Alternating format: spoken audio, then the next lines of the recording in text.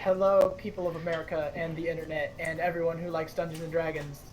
I am Jaden Miller, your dungeon master, for this fantastic session.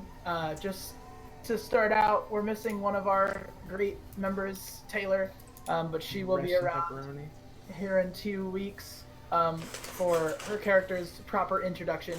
But we're just gonna go ahead and start because we want to play Dungeons and Dragons. Um, I need no introduction. My job is very self-explanatory. I master the dungeon and the whole adventure. Um, so, anybody else want to make an introduction? No, I think I'm good. Yeah, you'll learn about our characters as we go. I'm Steven, you guys all know me. Us. Pretty fair. So I'll go ahead and just go ahead and tell the story. Are we ready? We are ready. We are ready. All right. The prophecy. Oh, the prophecy. Not even the heroes would believe the good they were destined to achieve, and the personal turmoil they would overcome. The four of them, unaware that their destinies were bound together, sewn into a story that those who lived on past the end days would remember. Only 1,000 years after the Turgi and magical war between the gods left the world all but intact. But life lives on. Our heroes are proof of that. Fitting for a group of great adventurers, some of them met in one of the most unique ways. By chance. 3 of them find themselves in a cell after being bagged up and tossed into a stone room. They have chains around their ankles now after their bags were removed, all confused, staring at one another. They are bound to large, heavy metal spheres, weighing them down. The 3 of them are joined by 2 others. There they see in the dim light from the torchlit hallway a small human man with messy brown hair in rags like their own. The other individual a genderless skeleton tied similarly to its new roommates, of course, with no life in the bones. With no gear, food, or hope of freedom, only the smell of death awaited our heroes before their great prophecy would be fulfilled. Okay guys, before we do some Dungeons & Dragons, could you please describe your character? Or at least just anything random other than what we have in the picture. Who wants to go first? I'll go first. So, my character is a satyr, which is kind of unheard of. They're not very common at all. But then again, nothing besides humans are very common. I am a small satyr, roughly 5, I think 4'4". I have black hair, kind of dark brown, black with gray. As you're showing my age, satyrs generally live to be about the ripe old age of 750-ish, and I'm currently 570. I'm not out of shape, I'm not in shape. You could tell that I don't get out very often. I kind of keep to myself, and I look a little worn, a little ragged, like I've been living on the streets for a while. Steve, you want me to do the honors? Go for it, my dude. My name is Roland. I'm an elf, a wood elf to be precise. About the age of 250, which is kind of right on the cusp of not being old, but young. Like 25-ish in human years. Got it. I don't know. You're good. Keep going. Keep going. He's got gray hair and scars all over his body from the hunt. Cares nothing but the hunt. All right, so we can see like your scars underneath your clothes, kind of peeking out from your ragged prison outfit. All right, right on. My name is Melik. I am a tiefling, which is also quite rare in these areas, like almost unheard of. Melik lives in almost the life of a rogue, you would say, very much on the streets and in the shadows, especially for somebody in his particular profession. He has a strong sense of his own type of justice, but not a universal one. So what leads him here is kind of his own desire to do what he thinks is right. Right on. So you guys kind of look around at each other. Your ankles, I would say all of your right ankles have this like kind of manacle clasp around your, around that is kind of bolted, and there is like a lock system, just kind of like your average key lock placed around it, but it's a little bit thicker than you would, imagine like a gym locker. But it's got this like really big, heavy kind of stone weight to it. But the metal itself is like a more steel kind of that hangs off your ankles. In the far corner, kind of crumpled in a little ball, not in fear, but just out of like, it's a cold environment. You can feel kind of the cold air in here.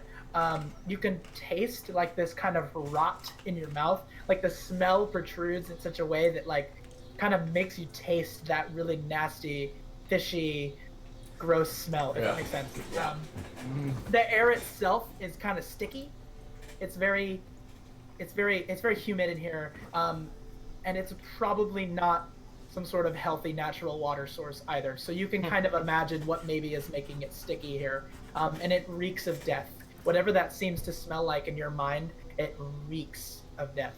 So you kind of maybe are getting a few ideas of like, I don't really know, for whatever you did, as simple and as simple or as gruesome as it might have been, it seems that everyone's fate is the same here in these prisons.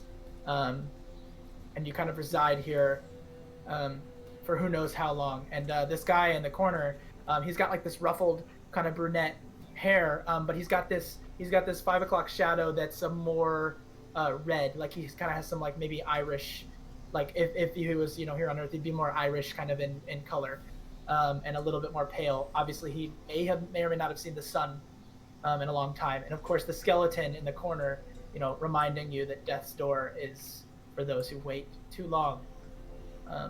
And you can kind of hear him whispering to himself, and he's like, "Oh, I gotta get out. Oh, I gotta get out of here. Gotta get out of here." And he kind of keeps repeating that over and over. Alright, I'd like to walk up to the man. What Okay. is the man? Is he human, tiefling? So you see that as you kind of approach him, he's kind of profiled to you as his head kind of rides up against the corner, and his left ear is just gone. There is no real left ear aside from maybe like if you were to carve maybe a half circle around. So whatever he was is now unobvious to you. But you do see the facial hair, so he must be maybe human. That's kind of your best guess because elves don't do facial hair. So you see this he's missing his part of his ear, whatever that means. So, I want to crouch down to him and put my hand on his shoulder. Just tell him, easy, friend, easy. Okay, he kind of looks up at you as if he's kind of noticing you for the first time. He goes, what is it? Said, easy, easy. We'll get out of this scenario. And he kind of tries to pull more against the wall, but you see that the steel ball on the ground is keeping him in place. So I look over to Roland and Malek, though I don't know their names. I say, "You two, come here." What put you in charge of this dungeon, sir? I But spit on nobody. the ground. I just come to talk. Well, as you can see, moving around isn't overly easy for me right now, but I'm happy to turn your way. What can I do for you? Say, what exactly put you all in this said dungeon? Same thing that puts everybody in these dungeons in one form or another. Stealing. You? Same. I used to live in the forest until whatever's happening slowly ate it away from me. Did you say the forests? Yes, the forest. He kind of pipes up and he looks at you and goes, I haven't seen a tree in years. Forest is a very generous word for what's around these parts, my friend. He said, "Oh, believe me, I know. I've lived around this city for the past 400 years, and believe me, there used to be forest. Not anymore." It's been spreading, hasn't it? Yeah. But there must be an end to it somewhere. Well, that's all grand and hopeful. I won't be alive to see it, thank the gods. Say, how old are you? I wish I knew. I lost track ages ago. Say, so you're probably not human then, are you? May I ask that's privileged information. question? Yeah, what's up? What is currently in our inventory? Zilch. Zilch. Your dignity. Looking around, is the skeleton within reach? So just kind of placing you guys in the room. It's the room itself is probably a 10-foot by 15-foot. The door being on the 10-foot wall. So there's not a whole lot of space in here. And so, you know, the ball and chain length is maybe about 3 foot of chain. And then the ball itself is maybe a basketball in size. So that kind of leaves you guys in pretty close proximity to everything. So you could probably reach the skeleton, all of you, from here. Okay. I call out towards the guard. What guard? I thought you said there was a guard. I mean, you could yell for a guard. See if anyone hears. I'll do that. I'll call out for a guard. I say, excuse. So you just real. and so Not you a kind smart of hear idea. this like echo. It just kind of echoes. You wait a few pauses, and there's really nothing that kind of you hear. And then the guy says, the human man says, "Oh, he'll come around." I turn to him and I say, how often? Well, you'll recognize him by the clanging of keys. You'll hear him. Who knows how long? It's hard to keep track of time without the sun. What's the distance between like the bars? Are they like inches, feet? Yeah, I would say that the bars themselves are maybe like, I mean, you know, this wide, I guess, like just kind of like that. About 3.5, 4 inches. Yeah, 3.5, 4 inches would probably be a good way to describe that. Can I examine what the bars are like made of? Do I know if it's just like kind of like a rusty iron, like a hefty steel? Oh, our first check. Let's go. Oh. All right, I want you to make just a raw intelligence check. No intelligence modifier. That is what that means. You do an intelligence check. 14. Did you add your modifier? Just making sure we're on the same page. No, I did not. Then I want you to do that. When I say make an intelligence check, you add your modifier. 15. 15. So 15 is what you need. It seems to be a more like alloyed material. It seems to be some sort of like iron and steel kind of melted material to save both coin probably, but also to probably keep something that maybe has more strength than just your average human being as well. Do I know from like examining it, do I know if it's susceptible to the cold? Well, it's pretty cold in here right now. I'd say it's probably 40 something degrees, maybe 42 degrees. So it's, you know, as far as cold, I don't think it's been tested. You might not know. You know that it's an alloy, which is pretty darn smart. Can I turn? Well, I turn to you two and I say, why don't you two try and comfort our friend here? Let me look at the gate a little bit. Perhaps I can find some weaknesses in it. Are you gonna try to get out? I say, not yet. Well, fortune favors the bold, I say, and I reach for one of the bones of the skeleton nearby. Okay, I mean, you grab it. You have this kind of length bone that's maybe a foot or a forearm. Okay. I'd like to try and snap the bone to try and get it to splinter. Go ahead and just make me a pretty low key. You can use athletics if you have proficiency, but otherwise it's just a strength check. That's a great question. I do not. Okay, strength check. You said. I'm sorry. Yep. I'm sorry. Can you repeat that? Basically, he's about to snap a bone. He grabbed one of the skeleton bones. He's gonna try to break it. 7.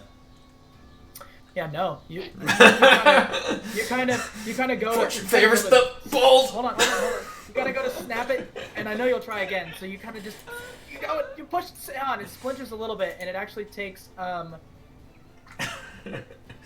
you 1 damage. Fuck. You kind of cut your arm a little bit, and it splinters, and it kind of leaves a little bit of your crimson blood kind of dripping down the bone a little bit. So, are they Oh. as he's doing this? I want to put my hand as like quietly and discreetly as possible. I want to put my hand on one of like the little joints, you know, the metal bar where it like comes like a little cross. And I'd like to cast Ray of Yeah. Frost. You just cast Ray of Frost. Okay. You don't need to make an attack. What is Ray of Frost? Is just a roll to hit. Cantrip. Okay. It's an attack roll, so just roll damage. Roll damage. Yep, roll damage.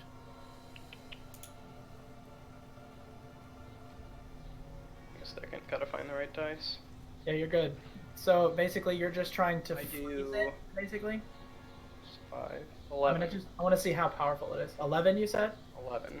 All right. So this particular portion that you kind of put you're using your hand. You kind of put your hand out there, and you kind of touch it, and then kind of after you kind of get a good firm hold, you hold your hand out a little bit, and you just see this you both see this blue energy kind of emanating from Pan's hairy hand, and it just goes into the metal and kind of attracts and develops these little icicles that kind of go on, and nearest to Pan, you kind of feel this wave of cold energy go towards you. This 42 degree weather kind of switches to a really quick 30 as the Ray of Frost kind of emits out with this sound that just and kind of echoes in the chamber and kind of emits out. And you feel that wave of cold energy as the warmth, or at least closer to warmth, kind of comes back.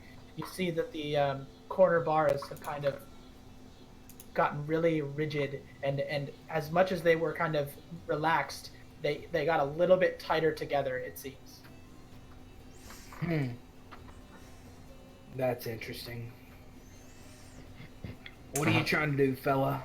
You're saying me nothing. I'm just looking at the bars. That's structural strength right there. Yeah, my idea didn't quite work. What do you got? What's the Nothing. ceiling Well, look no, like? hold on really quick. You have the split bone. You have the split.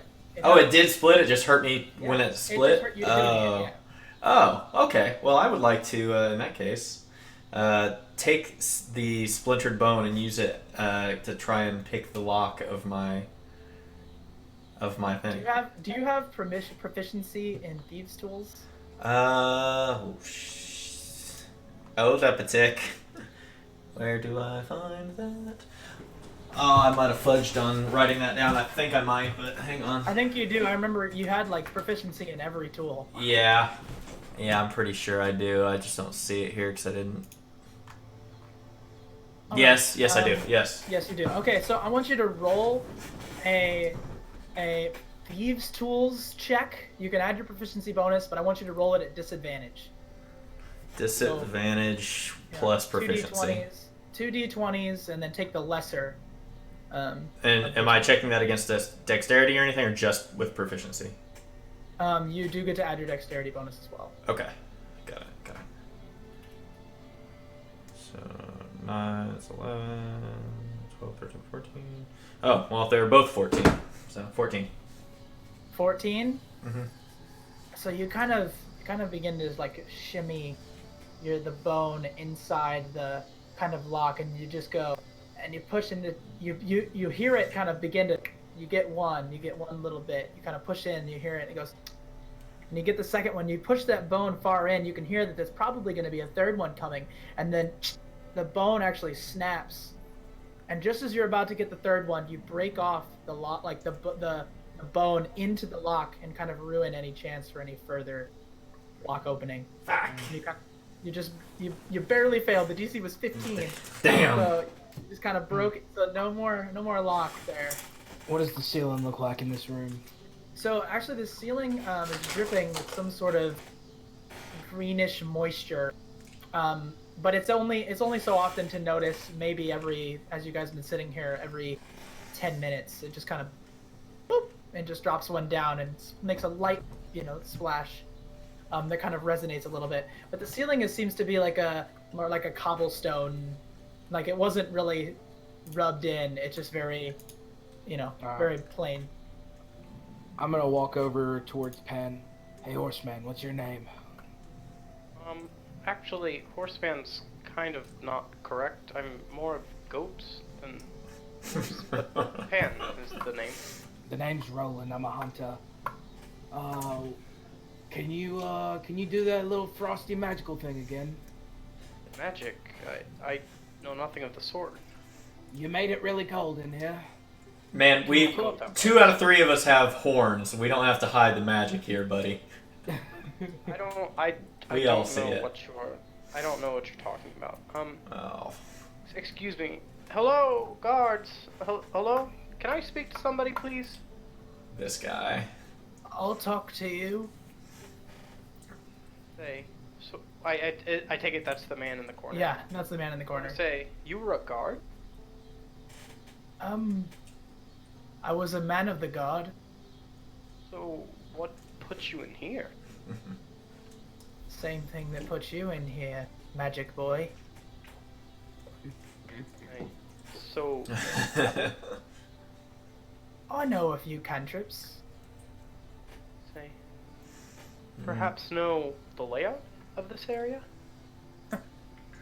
Well, it depends on how underground we are. I ask him, I say, so, let's say perhaps I did have magic and you did He does. have magic. What can you do with your potential certain abilities? Well, my job was one where I would take and I would find these people and I would torture them with fire. I can shoot a fiery bolt, if you will. So perhaps, okay, so I might know how to make coal frost, perhaps, but perhaps if we angle it at the same area and do it at the same time, the extreme differences in temperature could perhaps crack the metal. Do you know what's guarding us? No, nor do I particularly care, but I don't want to end up like the skeleton here in this cell. It's not a person who cares about you, if that's what you're trying to think. I can be very persuasive. Not to a warforged. Warforged? I can still potentially... I have a couple tricks up my sleeve. So just kind of Legends of the Warforged. yeah, they're just actually all of you go ahead and make a history check. Is that what is that? D20 plus so intelligence. it's an intelligence basically, yeah, and then you can add your history if you have proficiency. I got a 13. 13, 11. 11. So it's A 20 plus your int. yeah, that's what I'm looking for that. I'm gonna take it right now. Trust me. 20.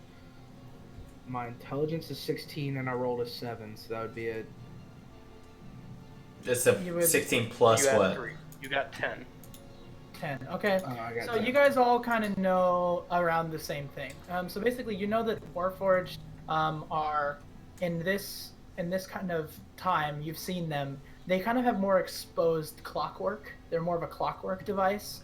And Warforged used to have life and used to be, oftentimes a conduit of the gods, if you will. Like they used, they kind of were more clerical based, or they were more paladin-esque. But as the kind of religion fell off of people's main focus, Warforged were left behind and then reconstructed as these essentially guards, or more like, if you can imagine, like the Terminator in its focus on killing or its focus on one particular activity.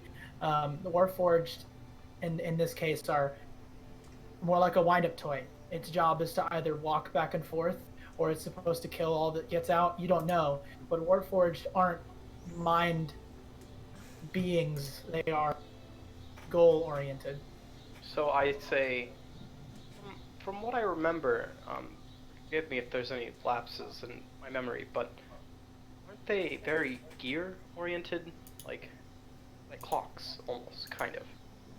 So, I mean, you, Mister, or what's your name, perhaps? Like, have the name. That's privileged information. All right, privileged information. Perhaps a well-placed frost would perhaps freeze the ears and, for a short time, perhaps render him immobile.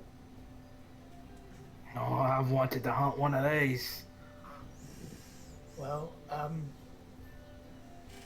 I don't see why it's not a good idea. If we're willing to Question. go for Perhaps it, perhaps let's say this doesn't work. What would he do? probably murder us all instantly. That's about right. So, I mean, Mr. Excuse, Tiefling? Is that the Yes, race? Me? Yes. Mhm. No, I'm asking your character. Oh, yes. Yeah, I'm a tiefling, I What? Can suppose. you remind me of your name? Mr. Elf here, Roland, has introduced himself. I am Melik. Melik, Roland, do you believe that is a agreeable decision, or perhaps should we wait for some time? Wait, I for like what? your spunk, good boy. Or attempting to freeze and immobilize the Warforged. So you're saying you want to use the magic you don't have with the guy whose name is privileged information to bust out and die quicker rather than slower? Yes, let's Very do that. hypothetical, yes. I'm in. Okay. I like your. Excuse me, Mr. Warforged, Robot Man. All right, so you wait for some sort of movement, and I would say for the next 3 hours you're just sitting there, waiting. So, and then finally you hear this constant ticking, like a clock, just this. But in addition to that, every so often you hear like a step, like a footstep of like a normal human, just like this. Kind of moves around the floor, but then you also hear the sound of these clanging keys, just this kind of like move, and you recognize it as maybe he has some keys on his right hip, and then you see him. He's this large 8.5-foot, kind of hunched over. It's like a 10-foot ceiling on the other side of these bars, and even then he's kind of hunched over and fits just like a little bit lower. Like if he were to stand up, he might touch the ceiling. You don't know, but he's kind of hunched. And he has this huge spear in his right hand. And the keys just kind of hang on like a hook over his right side as you kind of peer down as far as the wall will let you. You can just see there's like this hook with these keys hanging over. Like you might be able to grab them if you just reached far out and didn't get his attention. But you know, whatever you want to do. I say, better plan. Friends, pardon me, if you could perhaps just stay here and wait in the corner, Oh, perhaps. sure. Yeah. I won't go anywhere. So, Put I yourself want in to harm's wait way, till I don't he mind. I want to wait till he's like kind of past the cell. And I want to cast Mage Hand to attempt to grab the keys. Okay. All right. So I want you to go ahead and make a sleight of hand check. Right. Check. It's Dex plus proficiency if you have it. I do not, but I rolled a 17 plus 0. 17. So you kind of flip. It falls. Wait, what does your mage hand look like? Describe that. You get it. So what does it look like? My Mage Hand, Yeah. it's essentially kind of a human hand. It kind of mimics my hand. Kind of has like a decent patch of hair right here on the palm aspect. So essentially, just imagine like a version of my hand that essentially just comes out and goes to grab it. So you see there's this kind of like yeah. the edge of it is just like a giant ball of fur. All right. So you kind of see this like this amber kind of color emit from his hand, and he kind of goes out and it just grabs the keys. And as he lifts up on his hand, he kind of lifts up, the Warforged just walks on, not noticing that the keys have been just lifted off the hook. And the keys kind of pull back slowly into the chamber, and Pan kind of very carefully holds the keys as he doesn't want them to kind of make noise, and he holds them in his hand and he turns around with a grin and has the keys in his hand. And I look to the guard and I say, so should we go now or wait? Say, I don't know much about the Warforged. Do you think he'll notice at any point, or? And he kind of raises his arms. Sounds you two, what do you think? I say we go faster before he turns the corner. I say we get the hell out of here. I'm not very good with directions. Mr. Guardman, do you think you could navigate us through this area? Or, what did you say your name was? Privileged information. Do you think you could, Mr. Privileged Information. Oh, you guys are funny. Okay, well... Well, I mean, let me see the keys. Toss me the keys. Whoa. I say, hang on. you'll unlock the door, Mr. Privileged Information. Okay, so you kind of like turn around to maybe get to the door, and you realize that your mage hand was the only reason that you could reach to that door. Like, you're kind of stuck. Like, you can't really get to the door, from where you are. You're gonna have to find the key that gets your steel ball off before you can move. So, can I look at, like, keys, the keyhole? Yeah, can I look at the keyhole and try and see, like, the general shape of it to know, to, like, try and limit the number of keys that I would have to attempt to go through? So for the next 10 minutes, you figure out which key might be the one. You slide it in, and you open it, and the lock pops off in this very simple challenge, and your little thing around your ankle just pops off. It's like, don't overcomplicate it, bro. Is what you just said. So I give it to Roland and Malek. Melek has a bone in his lock. I'm not so sure that we can. Oh, I'm sure we that can. easy. Can I shake it out? Is that a thing? Like, fish it out a little. So you kind of shake the lock, and I mean you jammed that bone in there. I'm just gonna go ahead and have you make a strength check just out of trying to pull it open, just seeing that, like, if you can just get that bone out. 19. Yeah, so you managed to get the bone out, and you hope to God that it doesn't, have any leftover bone in there. So Thanks for letting me out, you little goat. I unlock both of their shackles, and I turn to the guard. Okay, so you get their shackles. I say, how do we know we can trust you, Mr. Privileged Information? And he kind of looks to his left and his right, as if there's, like, people to his right and left, but he's just mocking you in a way, and going, "You don't." No, I say we kill him. No, And he looks at you I like, don't. I giggle. he looks at you like you're crazy because he can cast a firebolt at you. Ah, And I say, well, it's been quite some time since I found anyone relatively close to me. So, I guess that's trustworthy enough for me. So I go and I unlock his leg thing.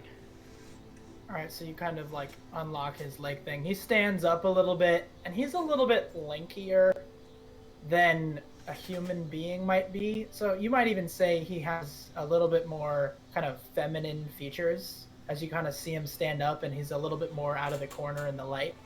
And you kind of get the idea that maybe he's got some elf in him, maybe some human as well. I mean, you'd presume he's half elf. Just kind of with his stature, now seeing him stand up. So I go to unlock the door next. Alright, so you kind of go over,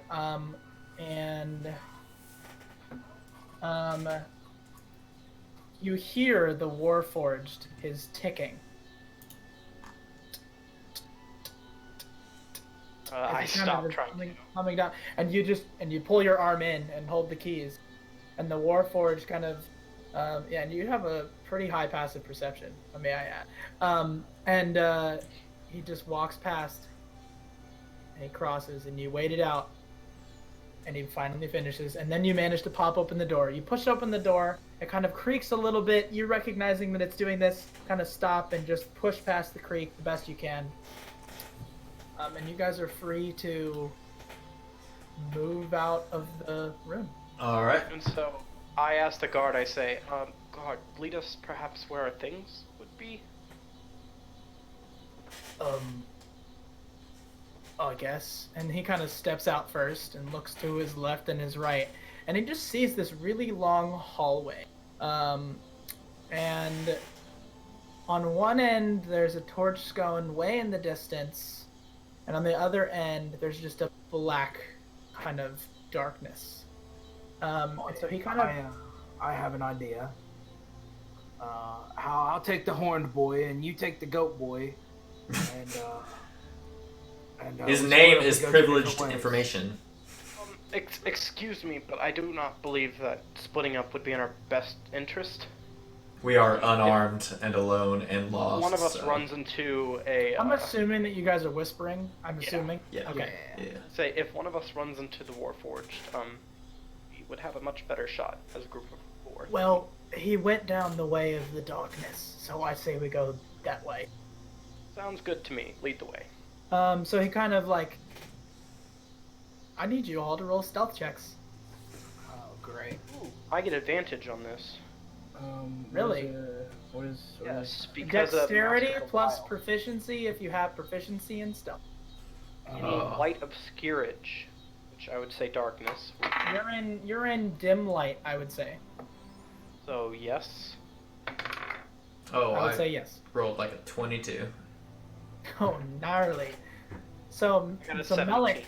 Melik kind of maneuvers his way to the right of this. I mean, this hallway I'd say is maybe 8 foot wide, so you can kind of fit 2 of you together if you kind of pull sideways. So maybe the 4 of you kind of move in tandem. But you see kind of Melik kind of step up to the front, just instinctively in the shadow. He seems to be very comfortable, and he moves his way up. And kind of also the earless man as well kind of maneuvers his way over, and those two just seem to be at ease. What did you roll, Roland? I rolled a 14. Okay, so kind of as a group, you guys managed to be very stealthy, and Roland kind of has a little bit of hobbling going on. He kind of is getting his bearings, Tripping over my feet. kind of getting his bearings after being strapped down for kind of the past few hours and being thrown into a jail cell with a sack on and being arrested. The whole process kind of has him jumbled, but you guys manage to kind of catch him as he kind of falls a little bit, and you move down the end of the hallway and get towards this torch scone, and there's a door next to it, and you can kind of see this door is I would say it's like a studded wood, if that makes sense. Like you just have like the studs that kind of move on the wood, and then you kind of you see the unnamed individual open the door. He just and it just opens, like there's no lock on it. And he kind of looks out into this antechamber, if you will, and you kind of see that you're in this kind of, there's like a stream flowing through the middle, and you're on the right side of like a sewerage system that kind of continues to go straight, and you can see over towards the left it goes that way, but then above you there's like daylight peering in from the ceiling, like a manhole, like a grated manhole that kind of sits above you, and that's kind of what you see when you walk in. Yeah. About, if you were to have each other, like if you were supposed to stand on one another's shoulders, you could push each other up. It's probably around 12 to 13 feet up. What a solid idea. We should do that. I'm not like giving you ideas. I'm just saying like. So I first of all, I want to look around and be like, do you all see your things? Where are your things? And I kind of scour the room looking for my items. Well, I'm not as worried about my stuff as I am my life at this particular moment, but if you happen to see them laying around, that's great. They don't look like they got labels on it. Let's just look around the room for all things. Okay. So, just for the sake of me, all of you make perception checks. But while you're doing that, perception is wisdom plus your proficiency if you're proficient in perception. So then, basically, you look around the room and you kind of go around the corner, and you see just a whole lot of nothing. But basically, you're in a sewer, so you see some water dripping down. You see some other things. It seems like the other way might have been the way out, in terms of like into the actual prison. This way seemed to be like towards like the sewage, or maybe just another like maybe it's the end of the dungeon. If that makes I sense. got a 21. Ooh. 11. 15. All right. So with that 21, you spot this rusty dagger in the middle of the water. You just see it down there. So you reach your hand in the sewagey water, and you just pull it up, and it reeks. But it's a usable 1d4 dagger. I'll take it. So you now have a weapon. Nice. Now that's a knife. But the rest of you guys, you don't really see anything that is of note, other than maybe some poop. Well, this is lovely. So you said there was a ledge that we could climb up if we. It's like a man. No, a I'm saying you manhole guys type could deal. like a manhole cover is A what's manhole. there. Yeah. I say we go for it. A goat, may I stand on your shoulders? I don't think I'm the best base, and I don't know about you all, but I have some very important things that I need to get from. So. Well, we got two options. We can go out through this manhole and see what's up here, or we can go keep running through the cavern. But Say we turn back the other way and try and find the actual exit. Are any of you So- guys here from the city? Yeah. Yes. no. I mean, how long have you been here, Melek? Couple years at least. Why do you ask, Mr. Privileged Information? Well, if we get up there, we might know our way back to the prison. Seems a little bit more prudent that way, that's for sure. I mean, I'm not going to necessarily say we walk in the front door, but at least we know where we are.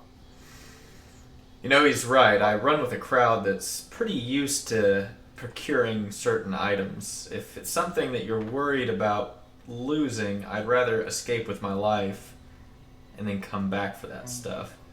But there's a walking ball of death down that hallway, and we've got nothing to protect ourselves except for a rusty dagger. I've got a knife. And that guy. Okay. Then who's And that guy using it, so my confidence level is not exactly awesome. And Mr. Privileged Information here gives me the heebie-jeebies. Melek? You are the tallest here, are you not? I am. Mind if I attempt to stand on your shoulders? You know what, Goat Boy? I would be honored for you to stand on my shoulders. Yes. And so Look up if I were you. I'm hunched down. I'm in a position. Excuse me, Mr. Roland, could you perhaps help me? I'll help you. Just let this overly Like, polite motherfucker up here. the Mr. Privileged Information walks over to you and kind of helps lift you up on Melek's shoulders. And I go to move the manhole. All right, so Melek kind of he realizes how light you are and kind of puts his hands up there and pushes you a little bit higher because you are 4'4". And you kind of put your hands up there and you begin to push. And you push open, you twist, and then push open, and the manhole cover kind of slides over. And you look up and you see the sky, which is this kind of gray gloom above you, but it is at least you see the sky, so you're only one level down from the surface. Oh, fresh air. So I go to pull myself up. Mm-hmm. All right, simple enough. Simple enough. You do it. Real quick, I just want to scan what's around me. So you kind of pull yourself up like this, right? Like just pulling over on the ledge. You kind of look over, and you just see, like, the sun is going down. It seems like, and people seem to be kind of moving themselves towards, away from this manhole cover. Like no one is particularly looking at you. It seems like they might be headed somewhere. But the sun's going down, so that's kind of, maybe they're going home, maybe they're going somewhere else, maybe there's an event, but they're going away from the manhole. I say, the sun's going down, we need to hurry, and I, like, pull myself up, and then I, like, lay down and, like, reach down, and I say, like, I say, Roland, get on Melik's shoulders. I climb on top of Melik's shoulders, Yep. and I reach. Alright, so I want you to make if Melik is helping you get out, then one of you two, Melik or Pan, make a athletics check I'll do with that. advantage. With advantage. Yeah, let me do that. Oh, that's really bad. How did I do that bad? Yep, I do. Athletics or acrobatics? Sorry. Athletics. Oh, that's even worse. Okay. This is a strength check, right? That's what that adds to, yes. 7. With advantage, I got 7. Alright, Roll a so 3 you and a 5. You kind of push Roland's feet up, and then all of a sudden, flip, and he kind of flips. And he's falling backwards, and you fall forwards, and into this water you go, and you guys kind of splash onto each other. And Roland, you take 2 damage, and Melik, you take 4 damage with him landing on top of you. Oh my god. And you kind of crush your face into the floor, and you get up, and there's blood running down your nose. And poo. And poo. And I say, Don't forget. Stop. Oh yeah, because this is what I The wanted. sun is going down. Alright. I hate this little goat fuck. So, are we're gonna try jumping or something? Buffoon's gonna try jumping next. You know what? Privileged information. Why don't you give it a shot? Okay, so Mr. Privileged Information actually begins to kind of do like a 1-2 step. You can kind of see him back up a little bit, and he's gonna go for it. And he jumps with the roll, and he jumps up and kind of grabs the ledge. And this man jumps with his reach like a 12-foot vertical. Like, I mean, not 12 foot, but like his fingertips. He just jumped up like a basketball hoop and just grabs onto the ledge. And then I Puts his reach other down hand to up. help him. And he kind of just pulls his way up, and he gets himself out. Huh. And he says to you, and he goes, "Well, see you around." And he Say- just walks away. Before he leaves, I just He asked, I was like, quite could we literally perhaps have walks the name? away. And he goes, "That's privileged information," and walks away. He flaps in the wind. My head. Puts some sunglasses on. I was like, what are you two planning on? You kind of lose him in the crowd as you look out, but he's that's it. Um, I guess I'm trying to I'm gonna get. try and do the same thing. Okay. What is that? Is that an athletics check or I mean, acrobatics to check? jump, that's gonna be acrobatics. Okay. Oh, well, hang on. If we're jumping, I got acrobatics, so you should let me jump off you. I've got acrobatics. Also, if you fall on me again, I'm literally going to die, so... I'm not going to jump off of you. I'm going to jump. So you're going to do a 13-foot Legitimate. vertical is what you're trying to do right now. I'm 5'11". I'm 6 foot. I've got long arms. I've got +4 on acrobatics with a 14. Let's give it a shot. What's the worst that could happen? I step far away from this. With a grin on my face. Is that a D20? Yeah, roll a d20 and then add those modifiers. Whoo! Tell me what happened. Hold on. My breath is baited. What'd you get? I got a nat 1. You did. So what is that? Well, that's what is without that? modifiers. What does that add to? What does that add to? I have 14 on acrobatics and plus 4 dexterity, so that's 14, 18, 19. That's not how that works. That is. Oh, I don't know how that works. I'm So sorry. for every 2 on your stat, it adds to +1. You see the plus next to it on the left? 10. It should be Oh, like well, +4 or something. I have You plus get 4. +4 because you have +2. So you have a five. 5. A grand total of 5. Okay, so basically you jump and you get about halfway there, and your dagger falls out and hits the floor, and it kind of goes down the stream, and you begin to reach for it, and you try to run for it, and you try to run. I need you to make a dexterity check. That's a d20 plus my dexterity. Yep. Sure. Yep. Plus the dexterity modifier. And I'm just That's coming cracking up right now. I got 14. I got 18. 18. Yes. All right. So you grab the dagger. After almost losing it, you grab it and you put it back into your pant like waistband, and look a little embarrassed. Yeah. How'd you enjoy that hunt? Is there a store nearby? Go ahead and make a perception check to see if there's anyone that seems like a storefront. 15 plus wisdom plus 3 plus 2. 20. Yeah. You see in the distance what seems to be like some sort of general shop. I run in there and I So go you up to the run shopkeeper.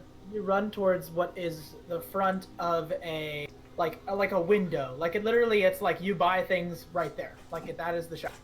Like a very stereotypical video game. Hi, like that is the shop. And so you see this like this Asian-esque looking man. And he kind of has this like dark hair that kind of pulls over his eyebrows like a bucket cut, and he stands there and goes, I'm sorry, I'm trying to close. The sun's almost down. I say really quick, I just need rope. Do you have rope for sale? I can sell you a rope. Sure. So here's the thing. I don't exactly have money at this exact moment, but I'll owe you. I really need this rope. I can bring it right back. I mean, if you have something to trade, I'd be into it. But I have to be this. What do I have on my body that I could potentially trade? You have a shirt and some pants on. I grab my shirt. I hand him my shirt. It is this tattered piece of filth. You hand him the shirt and he Persuasion roll. looks at you and Persuasion says, roll. No, that is the worst trade. So I No. cast friends on him. There you go. And I say, I'm please, sir. This is a All right. matter of life or death. Go for two ahead people I and very care go about. ahead and use the power of friends and make a roll with all that entails with friends. What am I trying to do? You are trying to persuade him. Well, I rolled a 15. I have +5 to charisma and +2 for proficiency, so 22. So he just goes, okay, you can keep the shirt too, and he just hands you the rope. He kind of goes over to the wall, takes a little rope off, hands it to you, and you now have 50 foot of hempen rope. So I run back to the manhole, and Or I 30, like, don't remember what it is. Thank you I, for like, the start lowering that down. I say, 8 hold on months for a sub crypto. second. Thank you very much. Then I like lift the manhole cover up and like clamp it down on the edge of the rope, and then hold the other end. And I say, climb up. Me and Melik are still arguing about.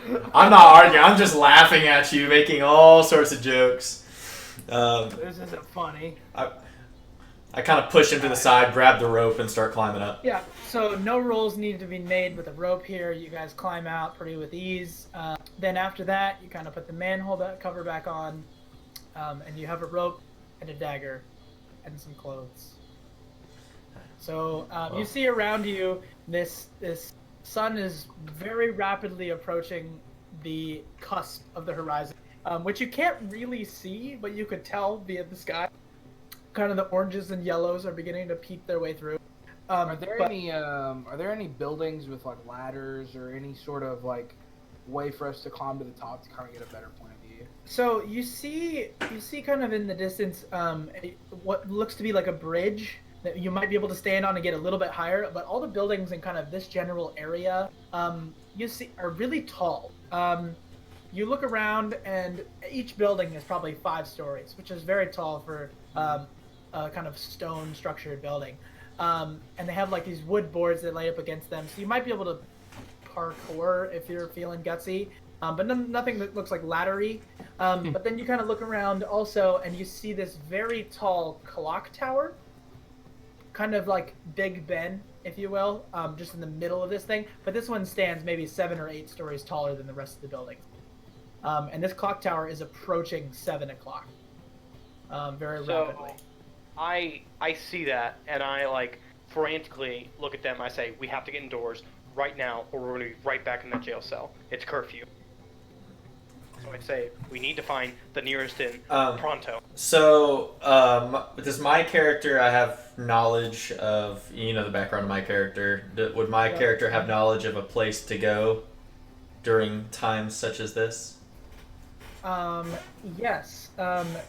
So you kind of go, basically you gesture to them that's like a big old follow me.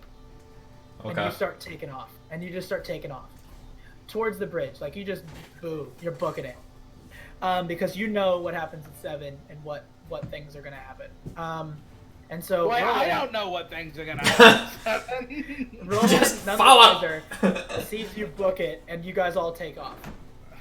So basically, you start running the collection of you, and you see in the distance this, like, very destroyed-looking church.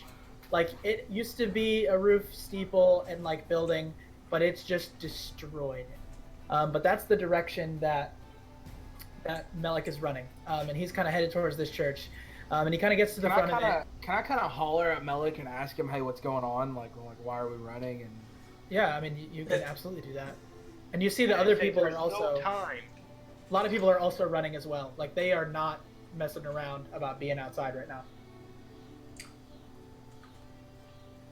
All right, so Melik kind of gets to the front door of this church, and Melik does this knock that is a combination of his elbow and his hand to kind of make like this... I mean, really though, like it's like this like kind of rhythmic intensity, and then you just hear this like this like latch that just got pulls open, and then the 2 front doors, although they look disheveled from the outside, managed to like open, which is kind of surprising, but it opens up, and then you just see some masked faces wearing this like hold on, give me a second. They're wearing this like dark colored outfit. And they kind of pull you in, and as you get inside, they close the doors, and it takes a while, kind of for your eyes to adjust, and Melik kind of stops breathing so heavy, and Melik, I hope you know where you are. Yes. All right. So if you want to tell them where you are, you're welcome to. Welcome. I'm trying to remember the name of it. But, that's right. Wait, no, that's not it. I'm trying to remember the name of the thing. The name of the organization or the name of the place? Oh, Daymakers. Found it. Welcome to my center of operations, we'll say. That's all you really need to know for now. But you'll be safe here. We'll find a place for you guys to crash, and we'll regroup in the morning. We just need to get some rest for now until curfew's up. So you kind of look around and you see like a bunch of cots kind of laid out, and some like sleeping bags, and everyone who's kind of in here is either like really sickly or kind of gross. Like it seems to be like an underground like safe haven. It looks like. There's only a little bit of like moonlight that peers through, but otherwise it's very dark in here. Like almost as if it's designed for the shadows. And anyone with dark vision can see as if it's dim light in here, which I think is all 3 of you. And everyone who's in here basically like has some sort of sash on their shoulder, which you can't tell the color because it's in the darkness. But it smells like as if it, like a little bit of like sulfur, if that makes sense, like a burned sulfur smell. in here, like a fire, like there's been some sort of fire in here. Whether that's caused recently or late, you can't tell, but it's got this fiery smell. And you can, so a few cots are open, and there's some doors. There's one door at the far end of this room, and then one on the left and one on the right. But otherwise, there's just a lot of cots laying around and some very sickly people. I'd say probably around 30 to 40 people in here. So, as we're going in, I'm just kind of explaining a little bit more. So, welcome to the Daymakers. This is where I've been the last couple of years as I've been in through the city. Just before it gets too late and you can't make another choice, you need to know what you're into. The men of the guard do not take kindly to where you're at. So if you need to remove yourself from the situation, do it. But this is not where people that are about the law tend to hang out. So just know that you're a wanted man as long as you're here. I mean, honestly, people will probably treat me no differently here than they do normally.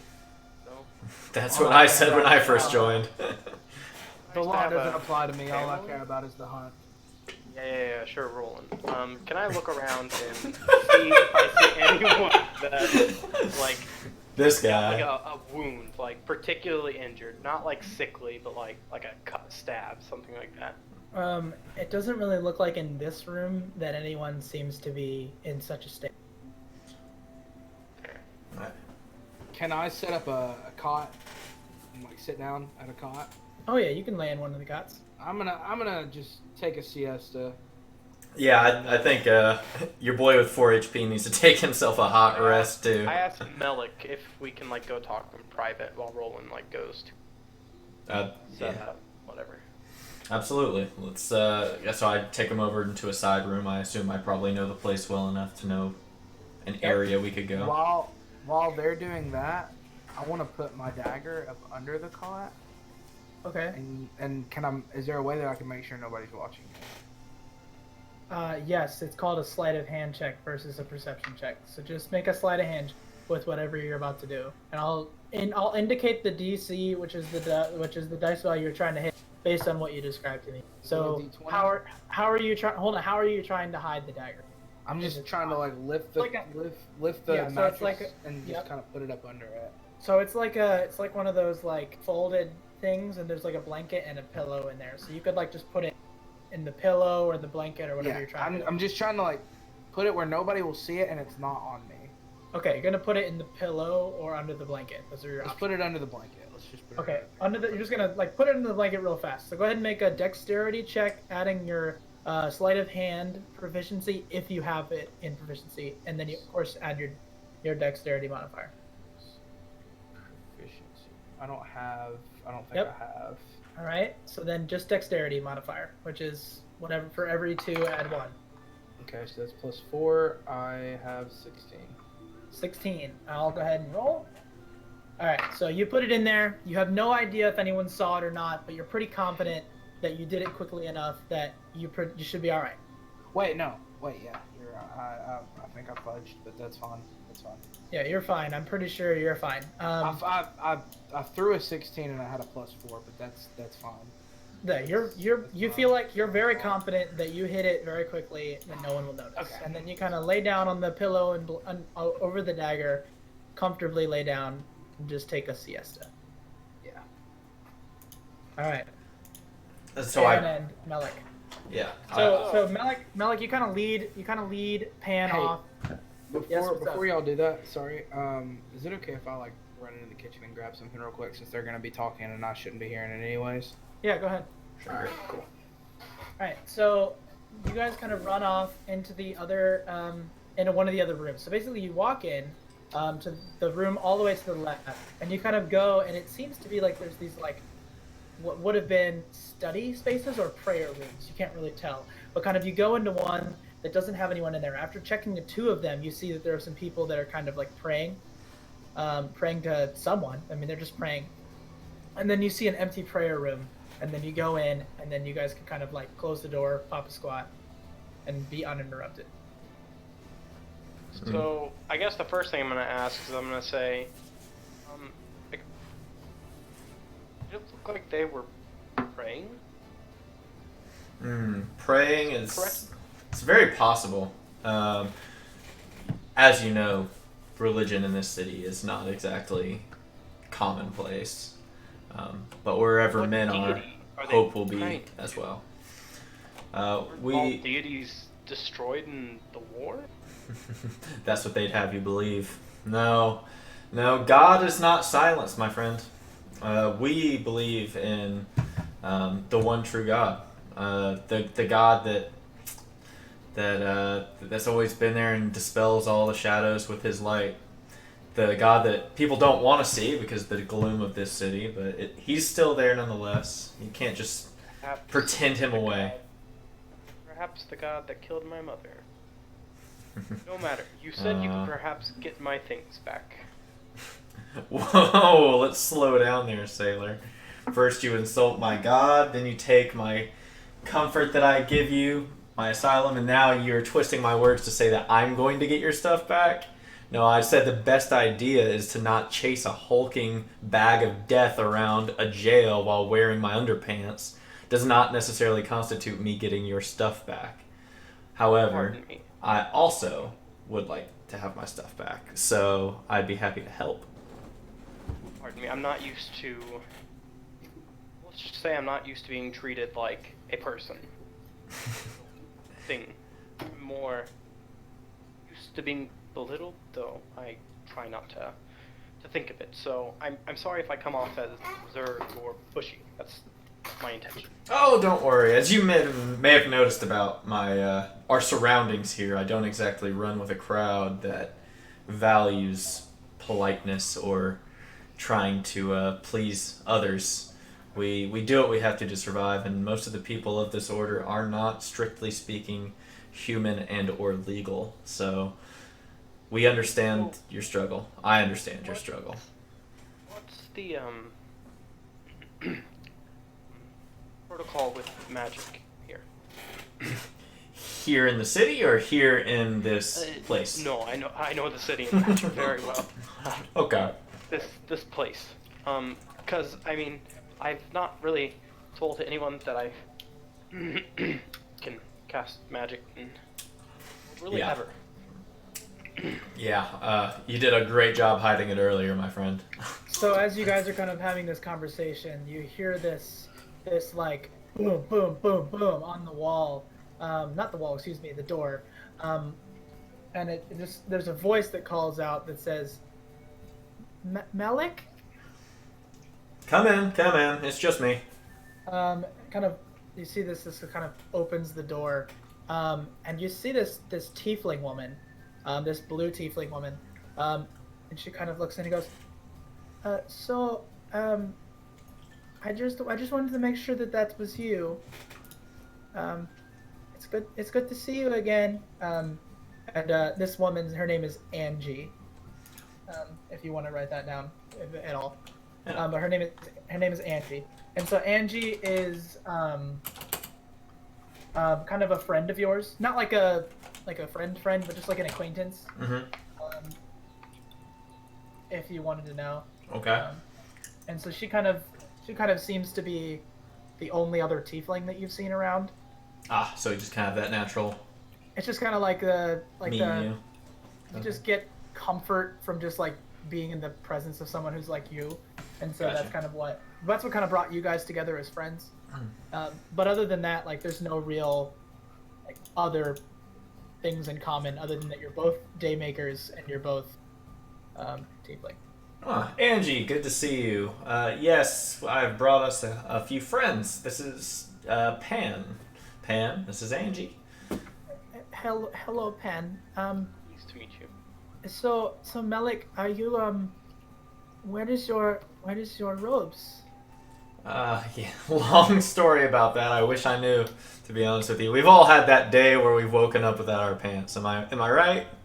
What do you mean day? You've been gone for a week. Very, very long day. And I'll tell you the story another time. Suffice it to say for now, I need some more feeling pants. Okay, you don't look so good, and you kind of realize like just inertly that like you might not exactly be so like it's sort of like a you realize you probably have a hangover moment, kind of like, wait, I don't remember my week, and it's like this weird kind of sense that like I thought. your memory's really fuzzy. So like you don't know. I mean, you know what you were arrested for, at least initially, but you don't really know why you were thrown in that prison, like in that cell. Like you don't remember How getting from there to there? Yeah, you just remember, boom, I was in prison. Huh. And she just told you were gone for a week, so take that as you will. Wow. Angie, I've just had a lot on my plate. I'm sorry. Do you know where I could get some more clothes and light provisions for the time being? What, you know, that's not my job. You're going to have to talk to the boss, of course. Yeah. Well, thanks for being understanding. We got into a little trouble, job gone south, stuff like that. You know how it goes. We've all been there, but Roland is kind of stirring from his siesta, and so you just kind of took like a little bit of like a 10-minute rest. I'm not gonna say you took a full rest because it's the middle of the night, but like just kind of laid there. Yeah, I was just kind of laying there, stewing my thoughts. Yeah. I didn't actually like go to sleep or anything. Just kind of like just kind of thinking of the situation that we're in and kind of like how we're gonna get out of it. Mm-hmm. And so I go to talk to Melik and Pan, or look for him. I don't know where they are because I'm not familiar with them. So you gotta pick, roll a D4 -1 to pick a door. Well, I guess not -1. I mean, yeah, whatever. I'll make it work. One. All right, so 1. You go to the left. You get lucky, and you go and you see there's a bunch of closed doors, but then you see there's like this blue tail. There's a torch cone. Yeah, it's blue. You see it, and it kind of is waving with its head in the door. So you kind of walk over and you kind of peer over Angie's shoulder. Angie's a blue tiefling who's wearing this gray outfit with this orange sash on her left arm. And you just see inside there's Anne and Melik in this like praying chamber with like a carpet and a few candle spots in there. Excuse me, the tiefling. I Excuse turn me, around and I say, Roland, leave us. This is for Melik and I. I'm sorry. I can go too. I didn't mean to. no problem, Angie. This is Roland. He likes the hunt. Why he is such a beautiful man. Oh, thanks. Oh, you guys should go in the hallway and talk about that. That's just awesome. Just great. I think you guys would have a lot in common. It's right over here, and I just start like ushering them out. Yeah, just right down the hallway. You see, there's a great place to, and then I shut the door. Okay. Can we lock it? No, it's not that kind of space. Oh, that's so good, though. Okay. So now you're out in the hall with Angie, Roland. I'm scratching my head. She kind of awkwardly stares in the other direction as well. No, So your name is Angie. Yes, what is your name? You said Roland, yes? Roland, yes. I'm a hunter. That's a tough profession. Yeah, I need to get my stuff back. Thank you. Who's the boss around here? Well, I don't have permission to talk to him. But we just call him the Illuminant. Take me to this guy. Like I said, I don't really have permission. Well, you don't have to talk to him. Well, but Melik could get you permission. He's pretty high up. He's been here for longer than me. He clearly doesn't want to talk to me right now for some unknown reason. He's wanting to keep secrets. Are you guys friends or something? Friends is not the exact word, but we're definitely on the same side. And then, okay. You know what? I'll go back to my cot, and I'll wait on them to be done. and then we can talk things over. Well, okay, well, if you're going to be hanging around, and she kind of reaches down into her little purse-sized satchel, and she reaches over and she pulls out this little orange armband, and she kind of holds out this orange armband. I take the armband and I put it on my. Did you say it was on her right arm? It's on her left arm. I'll put it on my left arm as well. All right, so you put it on your left arm. And then I head back into the common area, I guess. All right. Okay, so I guess that's back to us. So, Pan, I can tell you that I will help you find your stuff if you help me find mine. I'm totally willing to do that. But in the meantime, we have to find a way to get some supplies. First of all, pardon my manners, and I just kind of I don't lunge at him, but I just reach out, put my hand on his chest, and I cast Cure Wound. Okay. Oh, So Steve regains 8 HP. oh hell yeah. Ooh, that's the wrong way. Almost died. Yeah, I saw that. Oh, God, it's lagging. Okay. I said, oh. Well, thank you. That's not often we see stuff like that, man. I very much appreciated it. And now, come to think about it, thank you for the rope as well. I know you could have just left. I'm gonna be very blunt. So, I haven't had a friend in... Well, I don't think I've ever had a friend. So, this whole being nice thing, I try and do, but I don't have a lot of practice at it, I guess. And you seem friendly enough to me, as in, you've seen me do this thing and not tried to kill me instantly. And you haven't made any demeaning comments that I know of so far. So, do you think we could potentially work together for the time being? That sounds like an honor, my friend, I say. But for now, let's get to the issue at hand. Stuff. I don't think I've eaten in probably a week. That sounds really good. I'm kind of hungry too, and I'm sure that loudmouth out there would love that. So here's what we've got to do, and this part's not going to be pleasant, I assume. We've got to talk to my boss. We need stuff, and we have no money, and we have no way to get it. We're not going to be able to sneak in and get our stuff comfortably without some kind of weapon.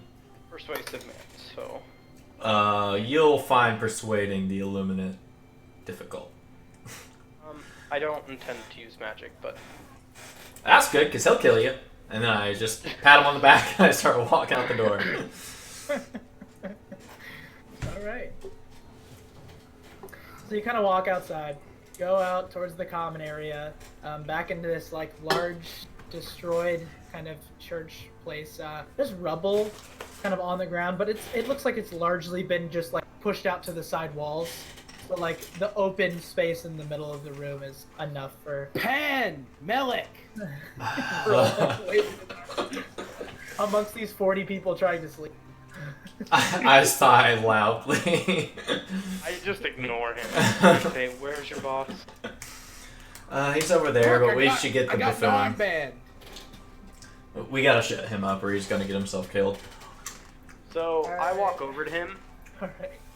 and I cast Vicious Mockery in his ear.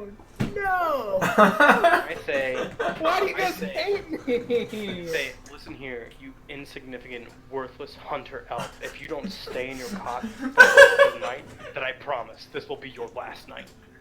And then I just turn around and walk back towards Melik. So what is Vicious Mockery supposed to do to him right now?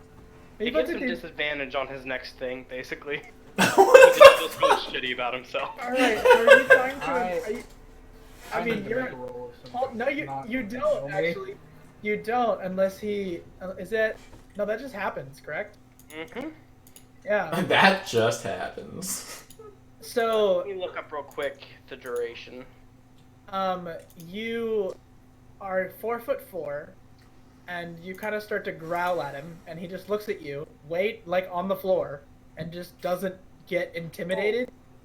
Hold It's a on, bonus sorry, he action, needs to right? make a wisdom saving throw. Thank you. Alright, so go ahead and make a wisdom saving throw, Ranger. You should be fine. 18 plus 4, that's Okay. 22. Well, shucks. Succeeds. Yeah, so he just kind of looks at you, no intimidation, because you are 4'4". And yeah, so he looks at you like, what? I just put my hand on Pan's shoulder and start walking over towards Roland with a grin on my face. Just enjoying it. And I say, Roland, sorry about that. We just had to have a little chat. And I wanted to give you some alone time with your new lady friend. Hey, you know, she was very nice. She gave me this armband, and I really like it. It's my Careful with the favorite tiefling girls. They're fiery. color. Hey, that's what I've been told. So, By the way, a blue tiefling means it's a water tiefling. Oh. Just FYI. Awkward. Okay. That's good to know. Roland, So fiery, yes, but sort of not. Roland, Pan. I don't know you guys very well. By the way, Roland Roland is your name you. Roland. That's Yep. your Melly. Melik, Pan. I'm an idiot. I'm okay. uneducated. I'm from You're the good. wilderness. Keep Okay. it going. Notice. Keep it going. I just kind of chuckle and say I have a name now. Melik, Pan. I haven't known you guys for very long, and I don't like to get close to people because most people are not very nice to me, being an elf. I can't City. possibly imagine Couldn't why. imagine more. However, you two seem to be trustworthy. I would like to go get my stuff. Well, good luck with that, buddy. Wowzers. I say, all right, Pan, come on. Let's not be like that about it. Look, the only reason I called you Goat Man was because I'm uneducated and I don't know what you are. I'm sorry that I did not call you by your name. I know you well enough to call you by your name now. I will not make any more demeaning remarks. I apologize. Well, if you can keep your mouth shut long enough, we might be able to go see my boss about getting us some temporary supplies for our upcoming expedition. So I Does he wear suggest... an armband? Yes, he wears Well, an perhaps it would be armband, best if I you didn't think. talk in this interaction. I'll keep my mouth shut. That might be a good idea. So I take them towards as long as we can be where I friendly from assume now the on. Illuminate is. Alright, so you gotta go towards the center door, which you could presume. You go towards the center door, and there's this like spiral staircase that kind of just works its way up. You go upstairs into this upper room. It's like the attic room of the steeple part, like not the steeple, the roof part, like of the typical church setup. So you kind of go and you see this at the end of the hall. There's this desk, and there's a bunch of candles. I mean, I kid you not. There are candles that go towards the entirety of this length of this wall. Like they are on the ground, and they're all lit, all of them. And at the end, there's a desk. Back to you, this gray-robed, long white hair individual at the long end of the room, and you just see this feather kind of moving. And that's what you see at the end of the room. And you kind of get up towards the top, and just as you make your first step onto the, like you just step, and you just hear this, and then the moment you do that, the quill stops. The individual sits up from his desk a little bit and doesn't move. Hey, Illuminate! He doesn't talk. You hear nothing but your own voice echoing slightly through the chamber. I walk This room up. smells like a burning candle smell. Okay. Okay, so you start walking, and just every step is this creak. Like he clearly picked this room because of that. And there's no matter how hard you try, the lot of you all kind of just move your way that way. Just this awkward amount of creaking. I can just imagine. Like you're trying to be quiet, like the room, like you're just trying, and it's not happening. Like if you want to be stealthy, you could try. I would let you roll it, but there's no reason why. You've already been detected. And so, you know, he kind of pushes back the chair a little bit, and looks over at the wall, and like you guys kind of look towards each other, like what in the world, and then you look back and he's facing you, like almost as if he had just turned around, instantly, which is not meant to be creepy. It's just impressive that he just it was timed in such a way that kind of freaked you out a little bit. So you see this like 5'5", so most of you are kind of taller than him. Long, dark gray-haired elderly man with a large white streaked beard, so like it's gray, but he's got this white like kind of highlights in it. And the beard hangs about his mid-chest. He wears this gray robe that hangs over his sandaled feet. Like you can see his sandals and his toes kind of sticking out. But he also wears an orange-tied band around his left arm. He's probably in his late 70s, early 80s, and he's most definitely human.